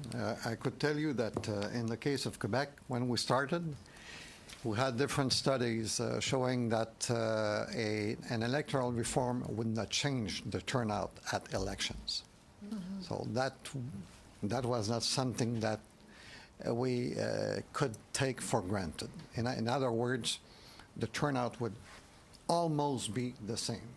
If we had to change our electoral system, that would be in order to promote other values, the participation of small parties, the diversity, the expression of diversity in the House, and so on. But it was not, the studies at least, indicated that there would not be a major change with regards to turnout. Professor Leipard? Yes, Professor Leipard, would you like to address that question as well? Yes, I will be happy to. In my study, I have found that turnout is positively correlated with consensus democracy and proportionality. So if you look at the large number of countries, obviously you can find individual instances of high turnout in FPTP countries and perhaps relatively low turnout in consensus democracies. But when you look at countries overall, the correlation is very, very clear that PR countries have a higher turnout than FPTP countries. And there are two reasons for this that are logical reasons you would expect it. One is that it gives, PR gives the voters more of a choice. So if a voter likes a small party, they're more likely to come out and vote for that small party, and they will perhaps not vote when in fact the candidate of that small party simply has no chance at all. The second reason is that if you have FPTP, you have a number of districts that are safe for one party or another party, and in that case, the party that is disadvantaged in that particular district is not likely to make much of an effort in that district. May I ask whether the Netherlands has compulsory voting? I can't remember off the top of my head at this point. I know that Australia does, but Yes, compulsory voting is also correlated with higher turnout, and I have written quite a bit about the use of compulsory voting. I think it's a good thing. Relatively few countries use it. Interestingly, both an English-speaking country, namely Australia, and a non-English-speaking country like Belgium, but they're in the minority. So I'm not going to make a strong case in favor of compulsory voting. The only thing that I would want to say about it is that the English term compulsory voting is very... So those countries that follow a form of PR and do not have compulsory voting, can you give me an example of a couple of countries and what their voter turnout percentage is approximately? I think in proportional representation countries, that the voter turnout tends to be between 70 and 80%. In FPTP countries, and I actually don't know the figures for Canada. It's more like 60%. The normative aspect of compulsory voting is, of course, that one cannot impose any compulsion to vote, even when voters have to, quote unquote, vote. They can obviously just vote a blank ballot, or make their ballot invalid. So people can be told they have to come out and vote, but they don't, in fact, have to vote. Well, we'll have to go to Mr. De Courcy now for the second round, to start off the second round. Thanks again, Mr. Chair. Je voulais retourner à la... I'd like to go back to a question that was raised earlier with respect to changing our system and the fact that that results in a change in political culture. And I'd like to delve into that to a greater extent. In your view, Dr. Pelletier, how should we put that reality forth to Canadians across the country when we hold our town hall meetings with the citizens? Should we ask them what type of system they want, or should we give them an option, say, what system do you want? Here are the options. What do you want to see reflected in the election system or in our governing system? Well, I think the main issue should deal with values. What values do people want to promote? Following that, based on the choice of values, that can, in fact, lead to different electoral systems that will be of interest to them. Now, this committee must display great openness, but ultimately, the government must opt for a system, a specific system, because in BC and in Ontario, the problems were that... Very much the proposal. If a government is behind something and tries to explain something, it may convince more people to go ahead with such a reform. Alors, moi, je vous dirais que... So I would say that values are very important. In the current context, it's important to explain what the systems, the various systems entails, because there are strengths and weaknesses in each type of system. And at the same time, ultimately, the government will have to make a choice. And there will be a minister who will carry the ball on the issue. And having one minister carry the ball, well, with the government defending point of view, that sends out a very strong message. It's a very strong part of our system as well. Canadians, what values they want to see reflected in this system and in their style of governance. After choosing a system that best tries to reflect those values, I mean, there are still challenges to overcome in putting into effect a system and educating Canadians about that system. You've mentioned some of the constitutional considerations involved. What might be the 2 or 3 challenges that you think that we should most be prepared to work to overcome, to educate Canadians about as we examine what and deliver upon an alternate system? Écoutez, ce que je peux vous dire, c'est que Well, look, what I would say is that the size of the electoral districts has, in Quebec, for example, been a factor that has had significant influence. The idea of increasing the size of the ridings, of existing ridings, was something that many people were displeased with. Instead of, it led to less frequent and less direct contact with their member of parliament. The positive side is that it showed just how attached people were to their members of parliament at the same time. That was an extremely important factor. Now, when we talk about the mixed proportional representation system, or the mixed member proportionality system, we need to look at it from a national perspective, and we need to explain that very clearly to Canadians. The idea of having two categories of members of parliament is something that needs to be explained as well. People need to know that it exists in other countries, and there is a harmonious way of working together. Now, when I talked about that with my own colleagues, for example, an MNA, member of Quebec's National Assembly, qu'il y aurait la double candidature. On this issue of dual candidacy. And the riding would become an MNA through the list? Yes. It's not acceptable. Intéressant. If I defeat someone, the electorate has spoken, and I don't want the idea that that person becomes an MNA or an MP in your case through another way.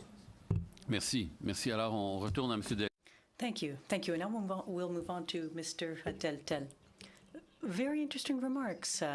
I'll come back to you in a few moments, Dr. Pelletier, but I'd like to ask a question of Professor Leipart. Here in Canada, be inspired by the New Zealand experience, because we are from the same process. We were born under the British government, under the Commonwealth team, and they made a change. But you will also recognize that in New Zealand, it took them more than 10 years before moving on. 3 elections, 18 months of a Crown Commission, and also 3 referenda before moving on. So don't you think that we shall be inspired by the experience of New Zealand on the process and not only on the result? Thank you for that question. I think the New Zealand experience is an extremely interesting one because in the case of New Zealand, it happened in spite of the opposition of the two main parties that had been the beneficiary of the previous FPTP system. And so in some ways you can say in New Zealand that it happened by accident. And in fact, the two major parties tried to scuttle the change to PR, and it was only because there was a strong popular movement that demanded a referendum. Reluctantly, the governing party allowed that referendum. They still tried to structure it in such a way that the outcome might be the defeat of PR. There were, as you said, there were 2 referendums, one on which of the alternative methods should be chosen, and then the winner of that was placed against the FPTP system. So I think the reason that in New Zealand it took such a long time was that the political establishment was against it. And I think a better way to do this is for the representatives of the people in Parliament, like in your House of Commons, to discuss it and not to push it through against the wishes or not having to push it through against the wishes of the major traditional players. Very interesting what you're saying, Professor, because what you're saying is that it's the political elite who had not the last word. The last word belongs to the population, not the political elite. So is that the way we shall follow? I think in case of New Zealand, the change that I consider desirable was tried. The political elites tried to stop it. So I'm hoping that in Canada the political elites are more broad-minded and will allow a serious discussion and will come to the conclusion that PR is the better option. And the best way to know what the people want is the referendum, isn't it? I think, as I understand it, in the case of Canada, in the last election, a change in the electoral system was part of the campaigns, and I think that the parties that favored it won a majority. Yeah, but I think, of course, this is the program of the actual government party. 97 pages, only 3 sentences on that issue. Don't you think is that important? I don't think so. Thank you. Merci. Monsieur Pelletier. Mr. Pelletier, I've got a few moments left for you. And I'd like to go back to the issue of New Zealand. It took 11 years, 2 referenda, and a third one to confirm it, 2 elections, and as Professor Leipart said so eloquently, the political elite wanted nothing to do with it, but the last word remained in the hands of the people, and it took over 10 years. Now, the chief electoral officer in the previous one told us that it would take at least 2 years if we make any change. Do you think it's reasonable and realistic to make major changes for the next election when we need to make decisions, undertake change, etc.? Mr. Deltel, I don't know. I can't say whether it's realistic or not. Thank you. Now, we'll go back to Mr. Bouleris.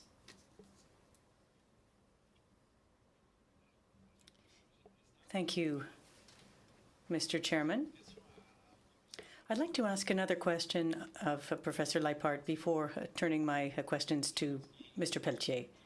It's increasingly clear that PR systems are stable, efficient, more representative, and promote dialogue among parties and encourage them to work together, and that they give or result in better public policy in a system or than in a system first past the post system.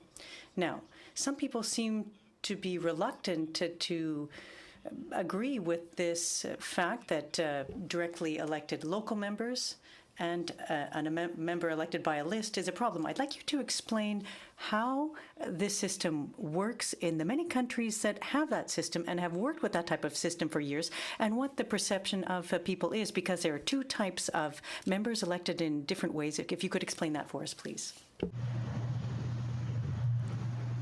I think the fact that with MMP, of course, not with if you have STV, you do not have that, and I think STV is a reasonable option for Canada or for any country as well. With MMP, you do have the fact, I would not consider it a problem, that you have two different sets of legislators. In practice, in both Germany and for a shorter time in New Zealand, this has not caused a big problem. Parties still try to put people on the list so that the list is geographically dispersed, and so that in many cases in a particular district or a riding, as you call them in Canada, you will in fact, have two people from that district, two representatives from that district, one elected from that district and one elected from a list. And that may well be then a representative from two different parties, so that the people can feel comfortable with at least one of these representatives. This depends, of course, on how the parties manage the process of putting together the list. But I think that is on the whole the way in Germany and New Zealand that parties have tried to do it. Merci, Professor Lippert. Professor Thank you, Professor Leipart. I'll now go to Professor Pelletier. In the National Assembly, you undertook procedures, and if I remember correctly, the proposal was for MMP. There was a system with some 50 members, compensation, etc. So we weren't, in fact, adding a number of members for the system to work, if I remember correctly. But people were afraid of the fact that one candidate could practically ensure that they would be elected by being on both, being under both systems. Why was MMP chosen or recommended,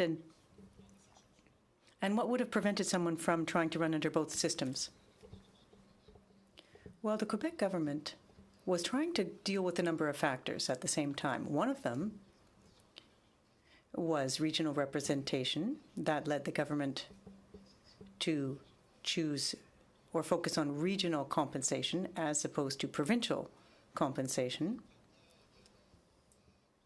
The second factor taken into account by the Quebec government was that it wanted a system that was relatively simple. And so there was only one vote, but the vote was used for the list as well, with a system whereby the total number of votes for a political party in a district was calculated. It was divided by the number of seats obtained plus one. And so each time, the remaining seats were distributed. There were some 3 members from a riding with 2 from a list, and they used the formula to calculate that, as I just explained. Now, what seemed to be the general rule was double candidacy. And at the end, when I made a statement, it was in 2006, if I remember correctly, it was a statement to put an end to the process. I'd gone to the Quebec Chief Electoral Officer to produce a report, which he did in 2007, and I opened the door at that time to 2 votes. 1 vote for the member for the riding and 1 vote on the list. And I found that that was more fair for smaller parties, honestly. And we couldn't be accused under that type of system of having designed a system that favored us. Now we're out of time for you. We'll now move on to Mr. Thériault. Well, thank you. And I'll be sharing my time with Mr. Sainte-Marie. And he'll start.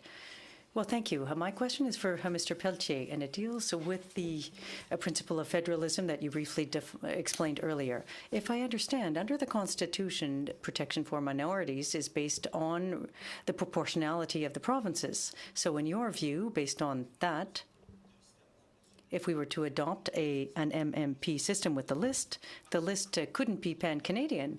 It would have to be a provincial list in order to respect the Constitution.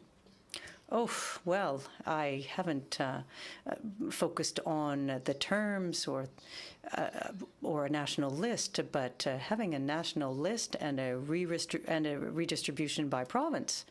Now, in this case, there would be a provincial redistribution, and I think we would have to comply with the PR principle. But what I'm saying here is that in the U.S., there is a completely different system from ours, but they're a federation as well. The same thing for Russia. Being a federation is not an obstacle to undertaking reforms to the election system. The obstacles are the ones that I mentioned in my presentation. Limits, not obstacles, but limits or parameters that must be taken into account. Well, I'll continue then. Professor Pelletier, thank you for your remarkable analysis. We'll talk about some aspects a little bit later, but I'd like to ask some questions quickly. I know colleagues know that it's difficult for me to do so, but at any rate, the equity or equality is a principle with respect to funding for political parties. In the Figueroa decision, it was something that was important.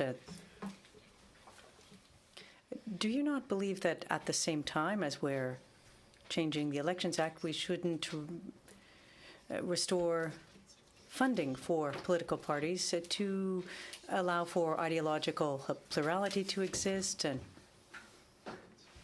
under a different system? I will say that at the same time as we had this electoral reform in Quebec, we also wanted to change the Elections Act.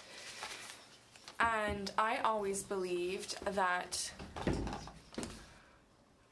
funding in majority by the state, perhaps not completely, because popular participation seems like an important component to me, but something funded mainly by the state was of value. You mentioned Figueroa.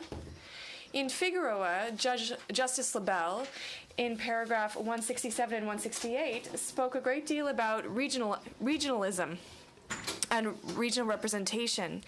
Some people might believe that the principle of regional representation might present an obstacle to election reform. In my opinion, that is not the case.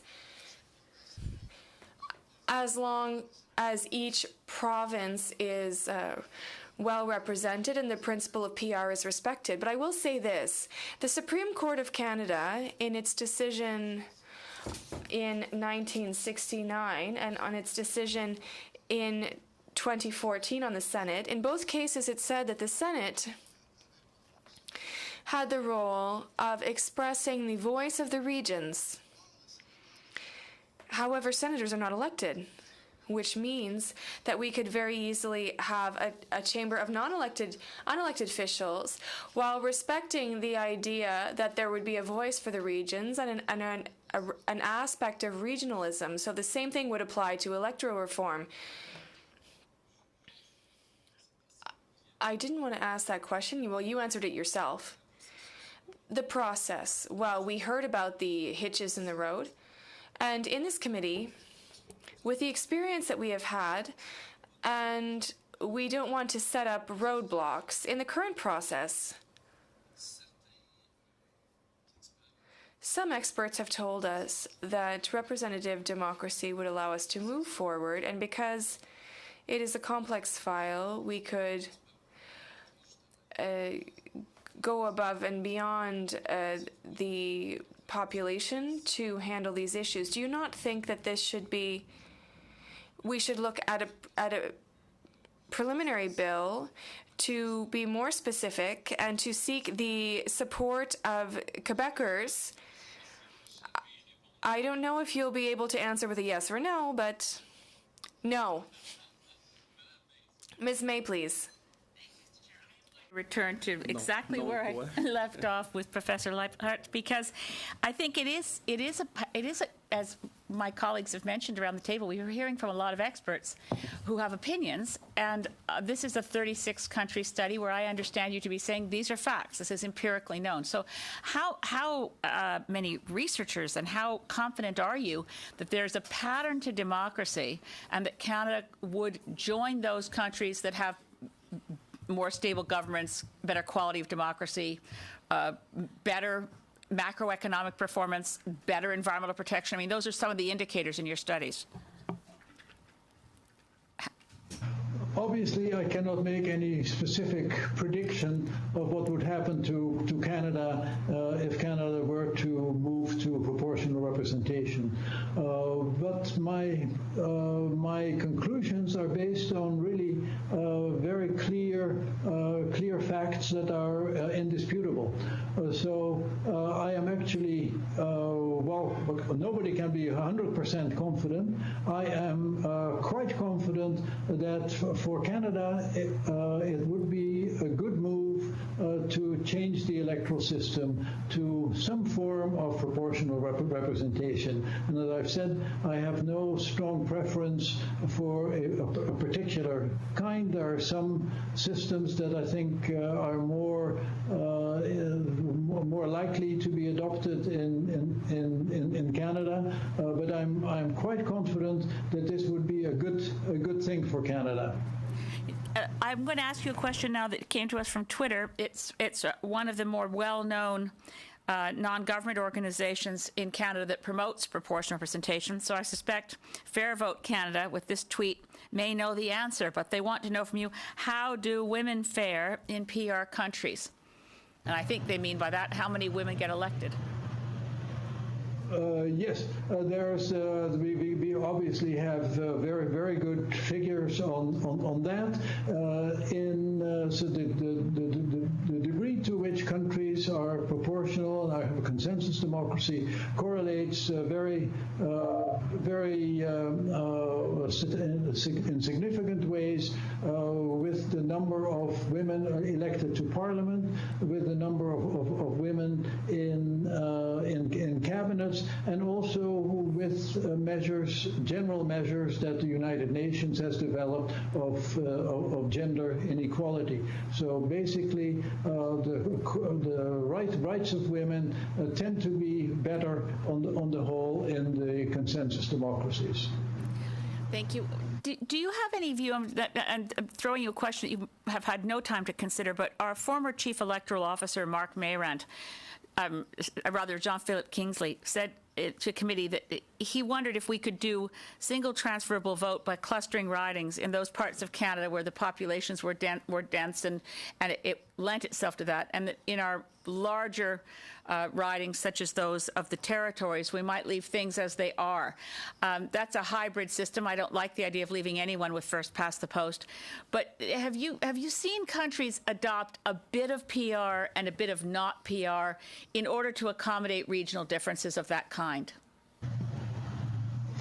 I think probably Ireland is an example where the number of representatives per district ranges between 3 and 5. So there are some districts that are in fact closer to one member district. I think also I would have to look this up, and obviously I don't have this at my fingertips. In Switzerland, some of most of the cantons, of course, elect representatives by proportional representation, but I think a few smaller, very small cantons have just a single representative. And if you have a single representative, necessarily you need a majoritarian system, but not necessarily FTP.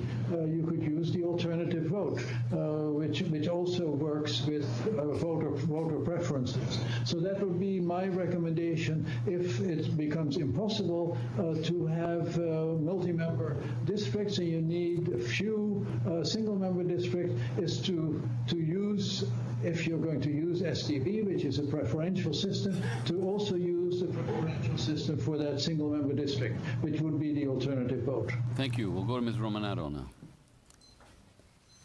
Thank you very much. La prochaine question, c'est pour Professeur. My next question is for Professor Pelletier. You mentioned earlier the importance of training people, because when we had the exercise in Quebec, as soon as people learned that there would be 2 MNAs or 2 types of MNA, they said, whoa, I don't like that. Other witnesses said that it's very important to raise the awareness of Canadians about our current system and the system that we would perhaps consider. But we have other witnesses that told us that Canadians don't want to look under the hood. So in your opinion, what is the importance of raising the awareness of Canadians about the positive aspects of electoral reform and the potential disadvantages, like two types of elected officials, for example. I think that the real challenge is the issue of honesty. The question was asked of me, would Quebecers have reacted the same way today about the proposal at that time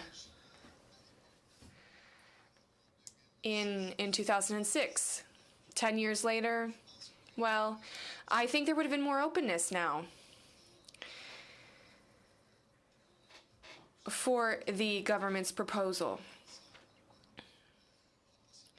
for a mixed proportional system that we were proposing at the time. Mentalities change a lot, and I'm thinking of exercises like this one. You need to trust the population. If Canadians are not ready, they'll let you know. And if they're not ready, they're not ready. And maybe they will be ready later.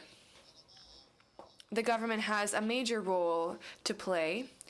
I said earlier that I believe that the government should take a position, but at the same time, it should explain its position with a lot of honesty and openness.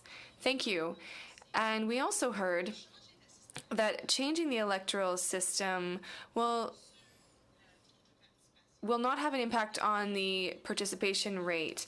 Last election, there was an increase in the number of Canadians who voted, a significant increase.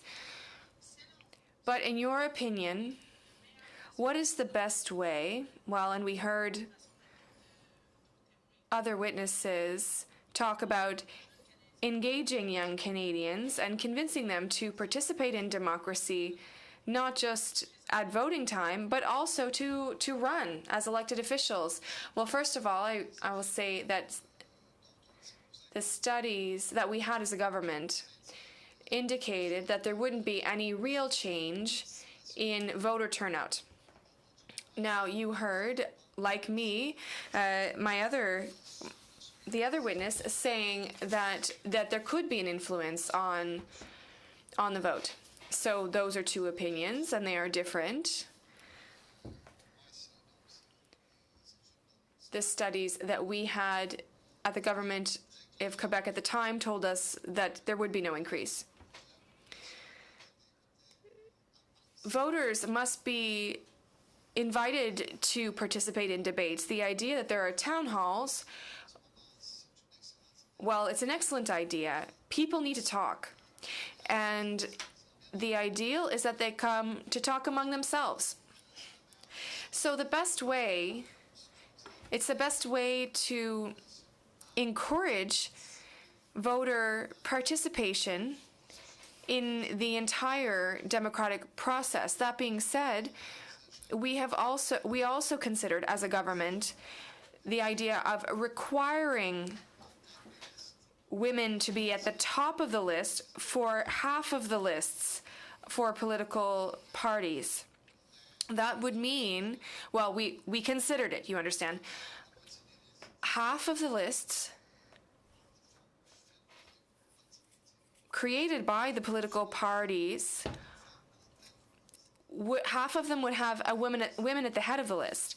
And we also thought about mechanisms to encourage political parties through reimbursement of political spending and additional funding to encourage political parties to elect more women and more people from cultural communities. All of that can be done even with the current system, by the way. But the incentives to political parties to elect more women or people from cultural minorities could even be done under the first past the post system.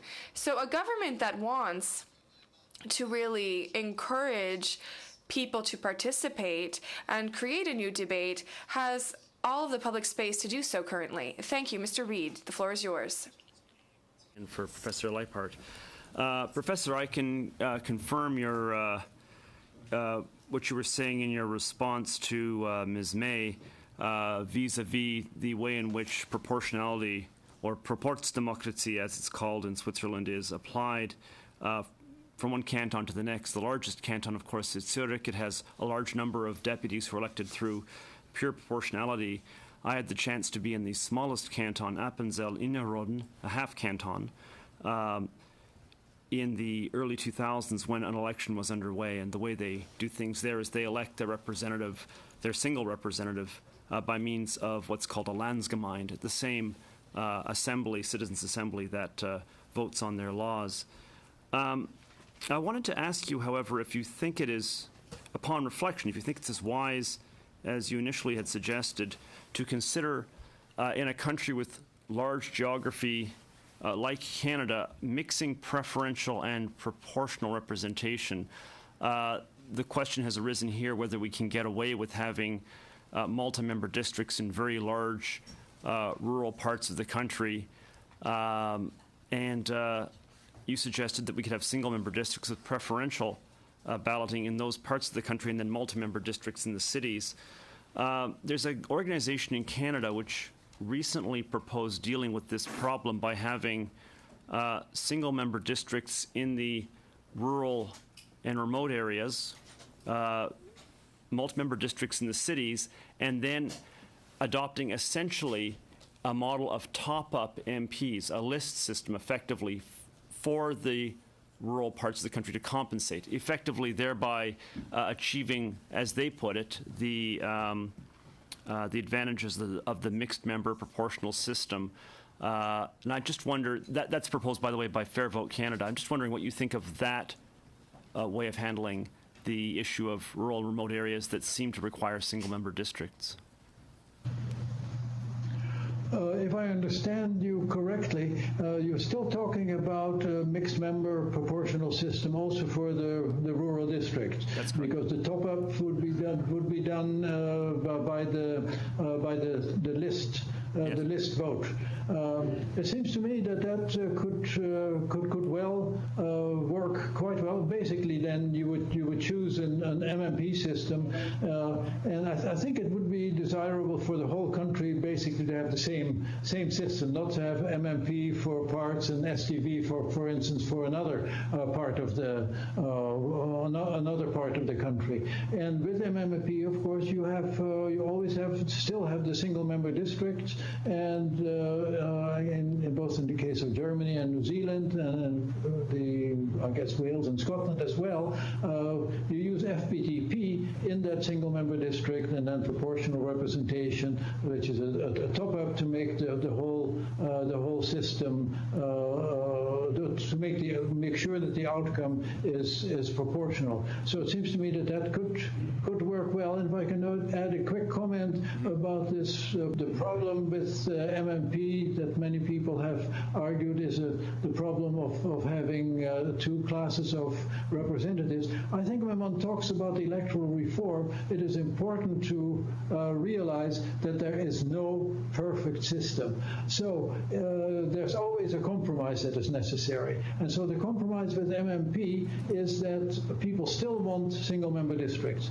If you want that, and you also want proportional representation, then the MMP is the answer, and then a consequence is that you have two different members of parliament. So these compromises always involve things that may not be ideal, but in this case, it may be a compromise that comes as close to the ideal as possible. Forgive me, how much time do I have left? 45 seconds, enough for a good comment? Or all right, well yeah, perhaps just enough to say thank you very much, Professor. Thank you, Mr. Reid. Mr. Aldag. Professor Leipart, on this idea of two types of MPs, a question on Twitter had come in, and I'd just like your quick thoughts on it. The question was simply, are voters better served by two types of MPs? I don't see that there was any. Yes, I don't see that there's any difference between that and having a single class of MPs. It may in fact be an advantage to have one MP that represents the specific interests of the district and an MP that represents wider interests.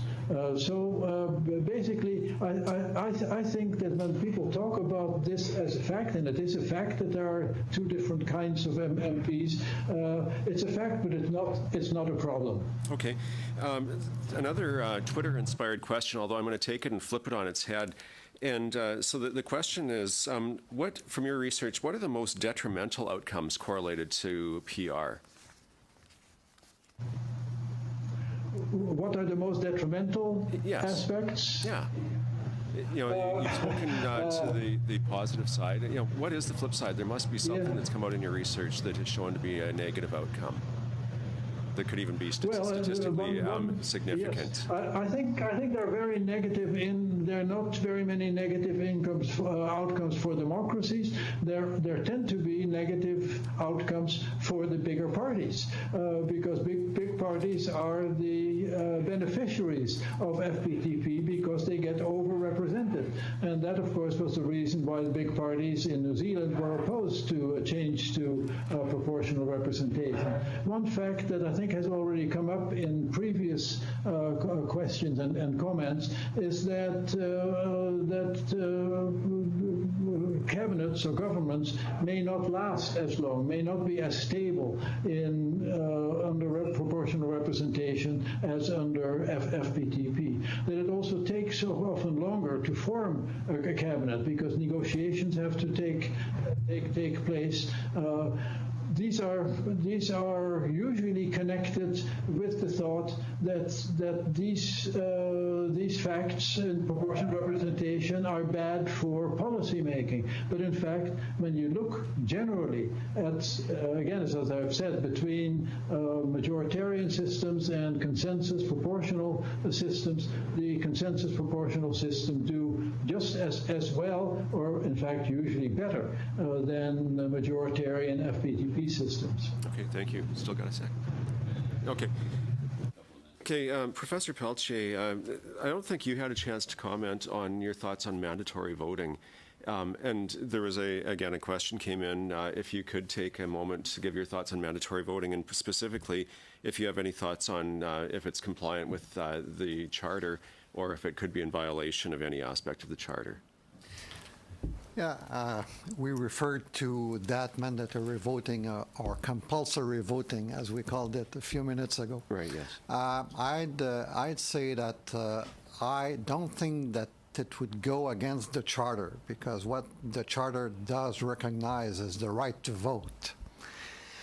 And as long as the right to vote is respected, I think the Charter is respected.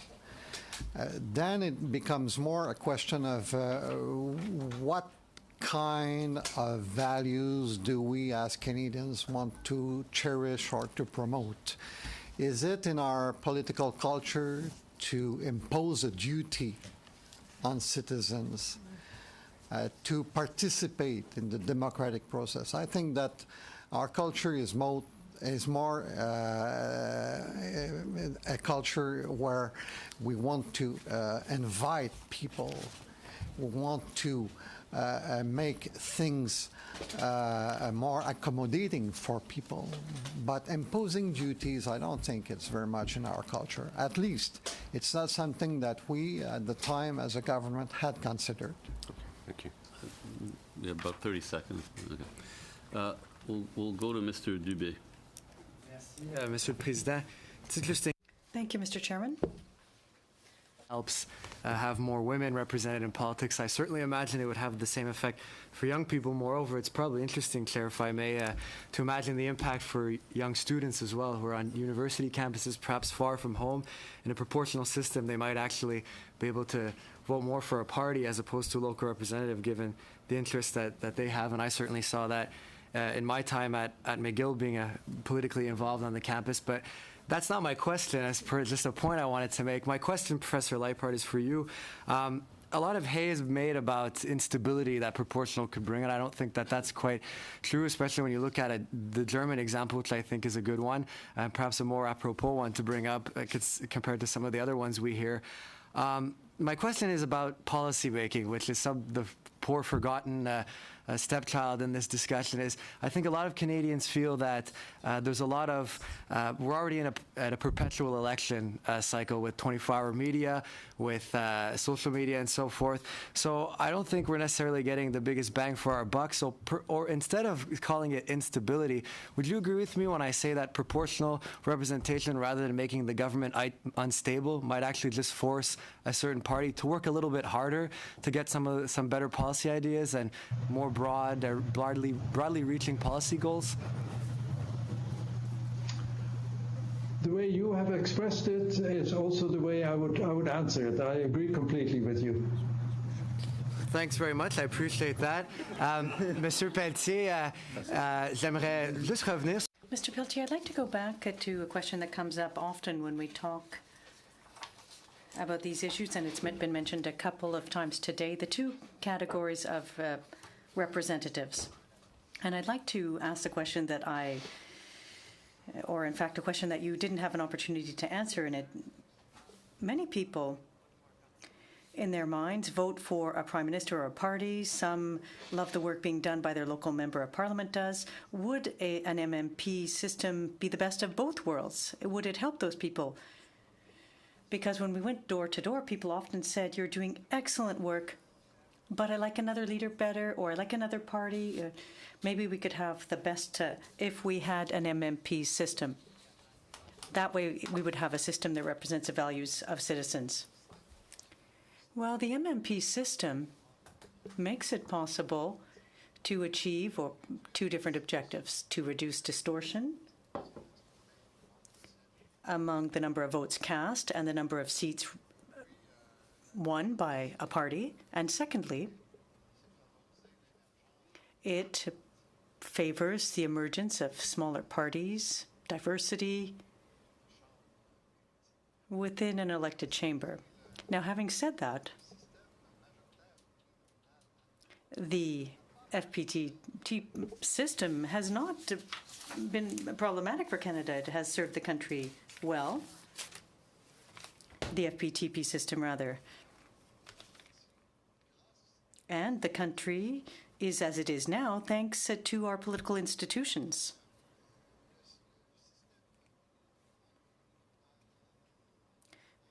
So the FPTP system helped smaller or central-focused parties emerge. At the same time, it also helped develop a strong central government instead of allowing the emergence of various factions. So it's not the system in and of itself is not bad.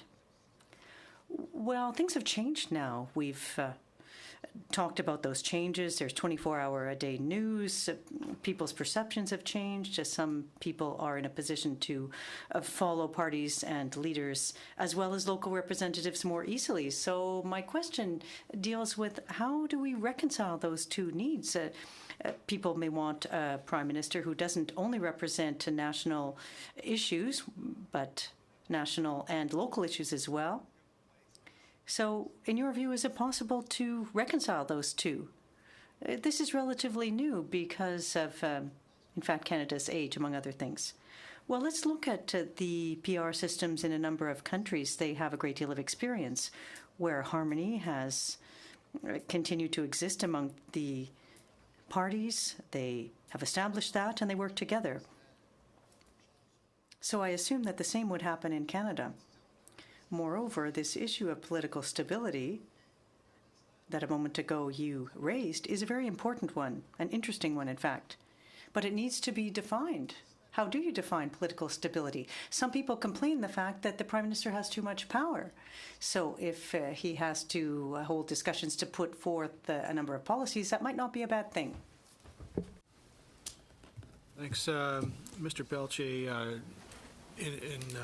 In response to a question from one of the government representatives across the way, you made the comment in regards to electoral reform that if Canadians aren't ready, they'll let you know. And I think what I'd like to do is sort of follow up on that a little bit, because it's obviously a point that we've made quite clearly here in the official opposition, that it's important that Canadians have the say. Canadians need to determine whether they want to change their system, and if so, how. They need to have that say, and we believe firmly, and it sounded to me like you, in your comment, saying that you're very favorable to the idea of referendum, would agree that it's important that Canadians have a say, and we think referendum is obviously the best way to do that. But I just wanted to kind of get some sense from you, is this something that is absolutely critical? Like, must the government have the consent of the people to make this change, and if they don't have that consent, can they proceed? Well, legally speaking, of course, the government could proceed through Parliament, and there might be a qualified vote in Parliament, 2/3 of MPs, for example, instead of a referendum. But let me tell you this: if the reform is substantial, and I used that word earlier, and if the reform is substantial, I think that there is a question of legitimacy that is related to the fact that the population expresses its opinion on what the government proposes. And the idea that a referendum is volatile, with all due respect, is not an argument in my view, because it is everything that is democratic is volatile. So if we want to emphasize more democracy, we have to deal with these volatile situations. Good. Thank you. I appreciate that. And I wanted to just ask as well, obviously your perspective, having been a provincial legislator, when we're looking at changes like this, I mean, obviously Canada, and when we're looking at systems in different countries, Canada's a country, there's very few very good direct comparisons to Canada. I mean, we're a very large country. We're very sparsely populated. We have a great diversity amongst our different regions and amongst our different provinces. And obviously any system that was looked at would have to be somehow looked at in the lens of that Canadian reality, and as I say, very different than many other countries. And one of the things that's important in Canada, is being able to make sure that we have the different perspectives of the different regions, the different provinces as a part of anything that's done. And so I wanted to get your sense as a former provincial legislator, how important do you feel it is for the federal government to be consulting with provinces before introducing and passing any kind of reform in this regard? To be frank, this is not something I would insist on, because the reform that we're talking about would be at the federal level. So in my view, there is no necessity to have the provinces on board, since it's at the federal level. I usually insist very much on federal-provincial cooperation, so I cannot be suspected of anything on this question. But to be frank, this is something that is going to exist at the federal level and in the federal order of government. Okay, no, fair enough, and I appreciate that. I mean, obviously, your perspective is that it's important for it to be legitimate. It's important that the Canadian people have a say. The provinces, although maybe it's different from what your usual viewpoint is, maybe not as important on this one.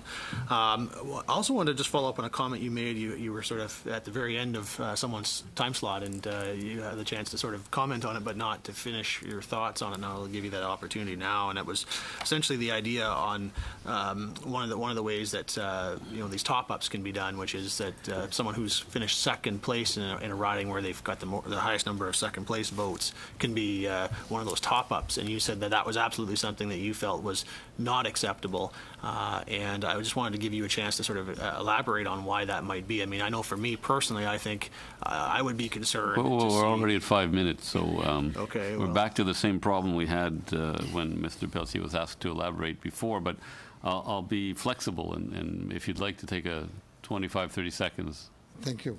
What was not acceptable to some people was the idea that someone would be a candidate in the riding and at the same time would be at the top of a list, because when that person is defeated in the riding, there is a democratic expression from the population which says we don't want that person, or we do prefer another person. So the idea that that person could be an MP or an MNA through a list was not something that pleased very much parliamentarians in particular, and some part of the population second.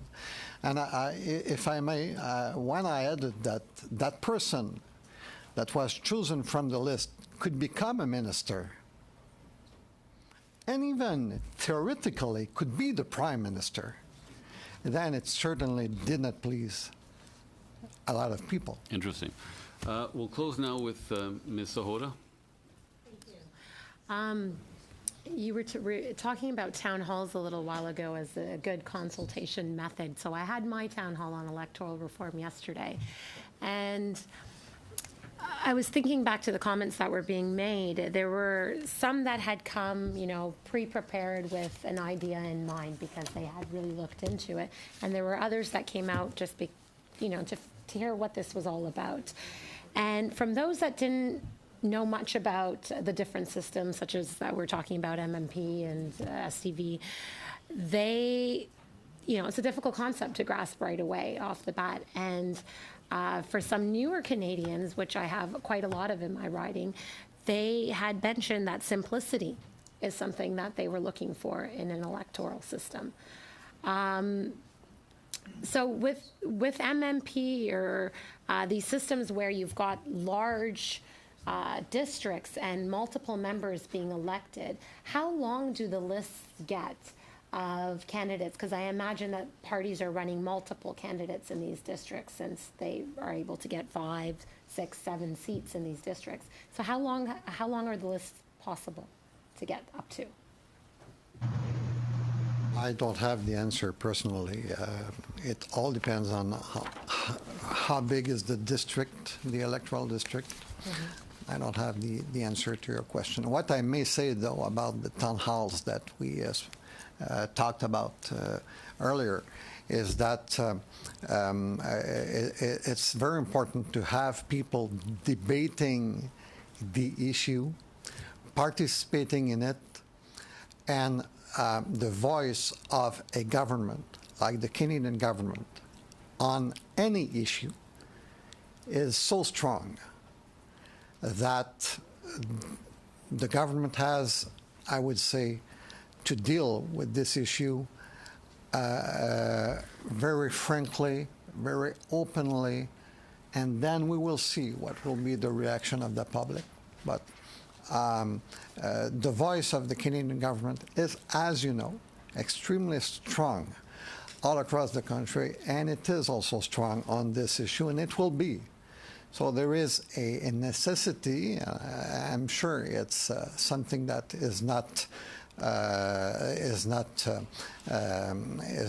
no one will oppose to it.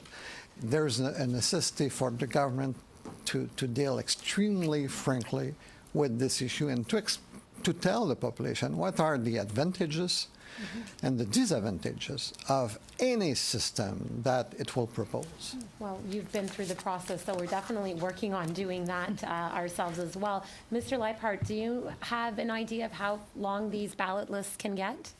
The ballots, the number of candidates on the ballot? Yes, when you're talking about STV, the most important reason why STV is mainly used in relatively small districts is to not have too long lists of candidates that may be confusing to the voters. Of course, for the voters, it's still not terribly complicated, because as long as they find one candidate at least on that among all of the candidates that they like and can vote for, they can do that.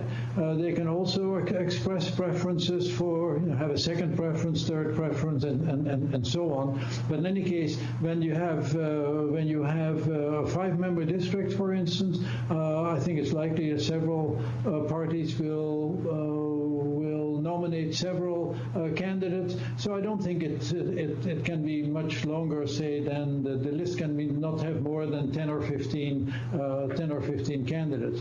With MMP, there's of course there are not that many candidates in the single-member district. Not very likely. So that's not a problem. And then for the party list candidates, it's the parties that present lists, and so you vote for a party rather than for individual candidates. And I think that's still not all that complicated. Do I have any more time? 30 seconds.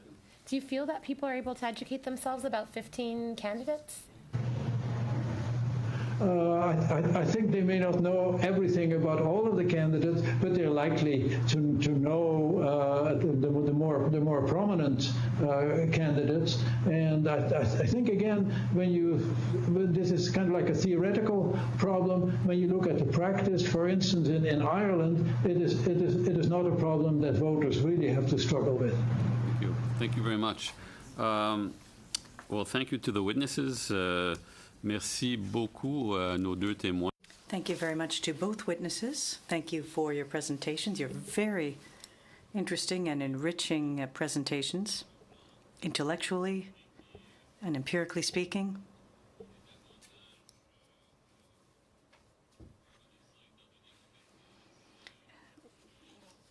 We thank you even more for coming during the summer months.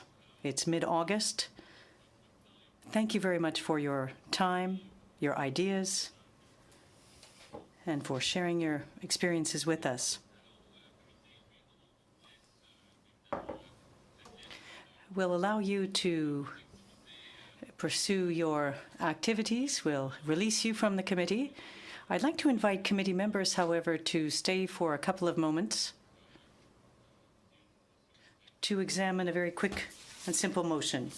Mr. Leiphart, for being with us from San Francisco today. It's been very interesting to hear what you have to say. Merci, Monsieur Pelletier. Un plaisir de vous. Thank you, Mr. Pelletier. It's been a great pleasure to hear from you. We've heard from you through the media, etc. It's really more of a housekeeping matter. As you know, the committee has an electronic survey on its website for the purposes of e-consultation around this question, and we'd like to publish a press release, and we can only do that with your approval.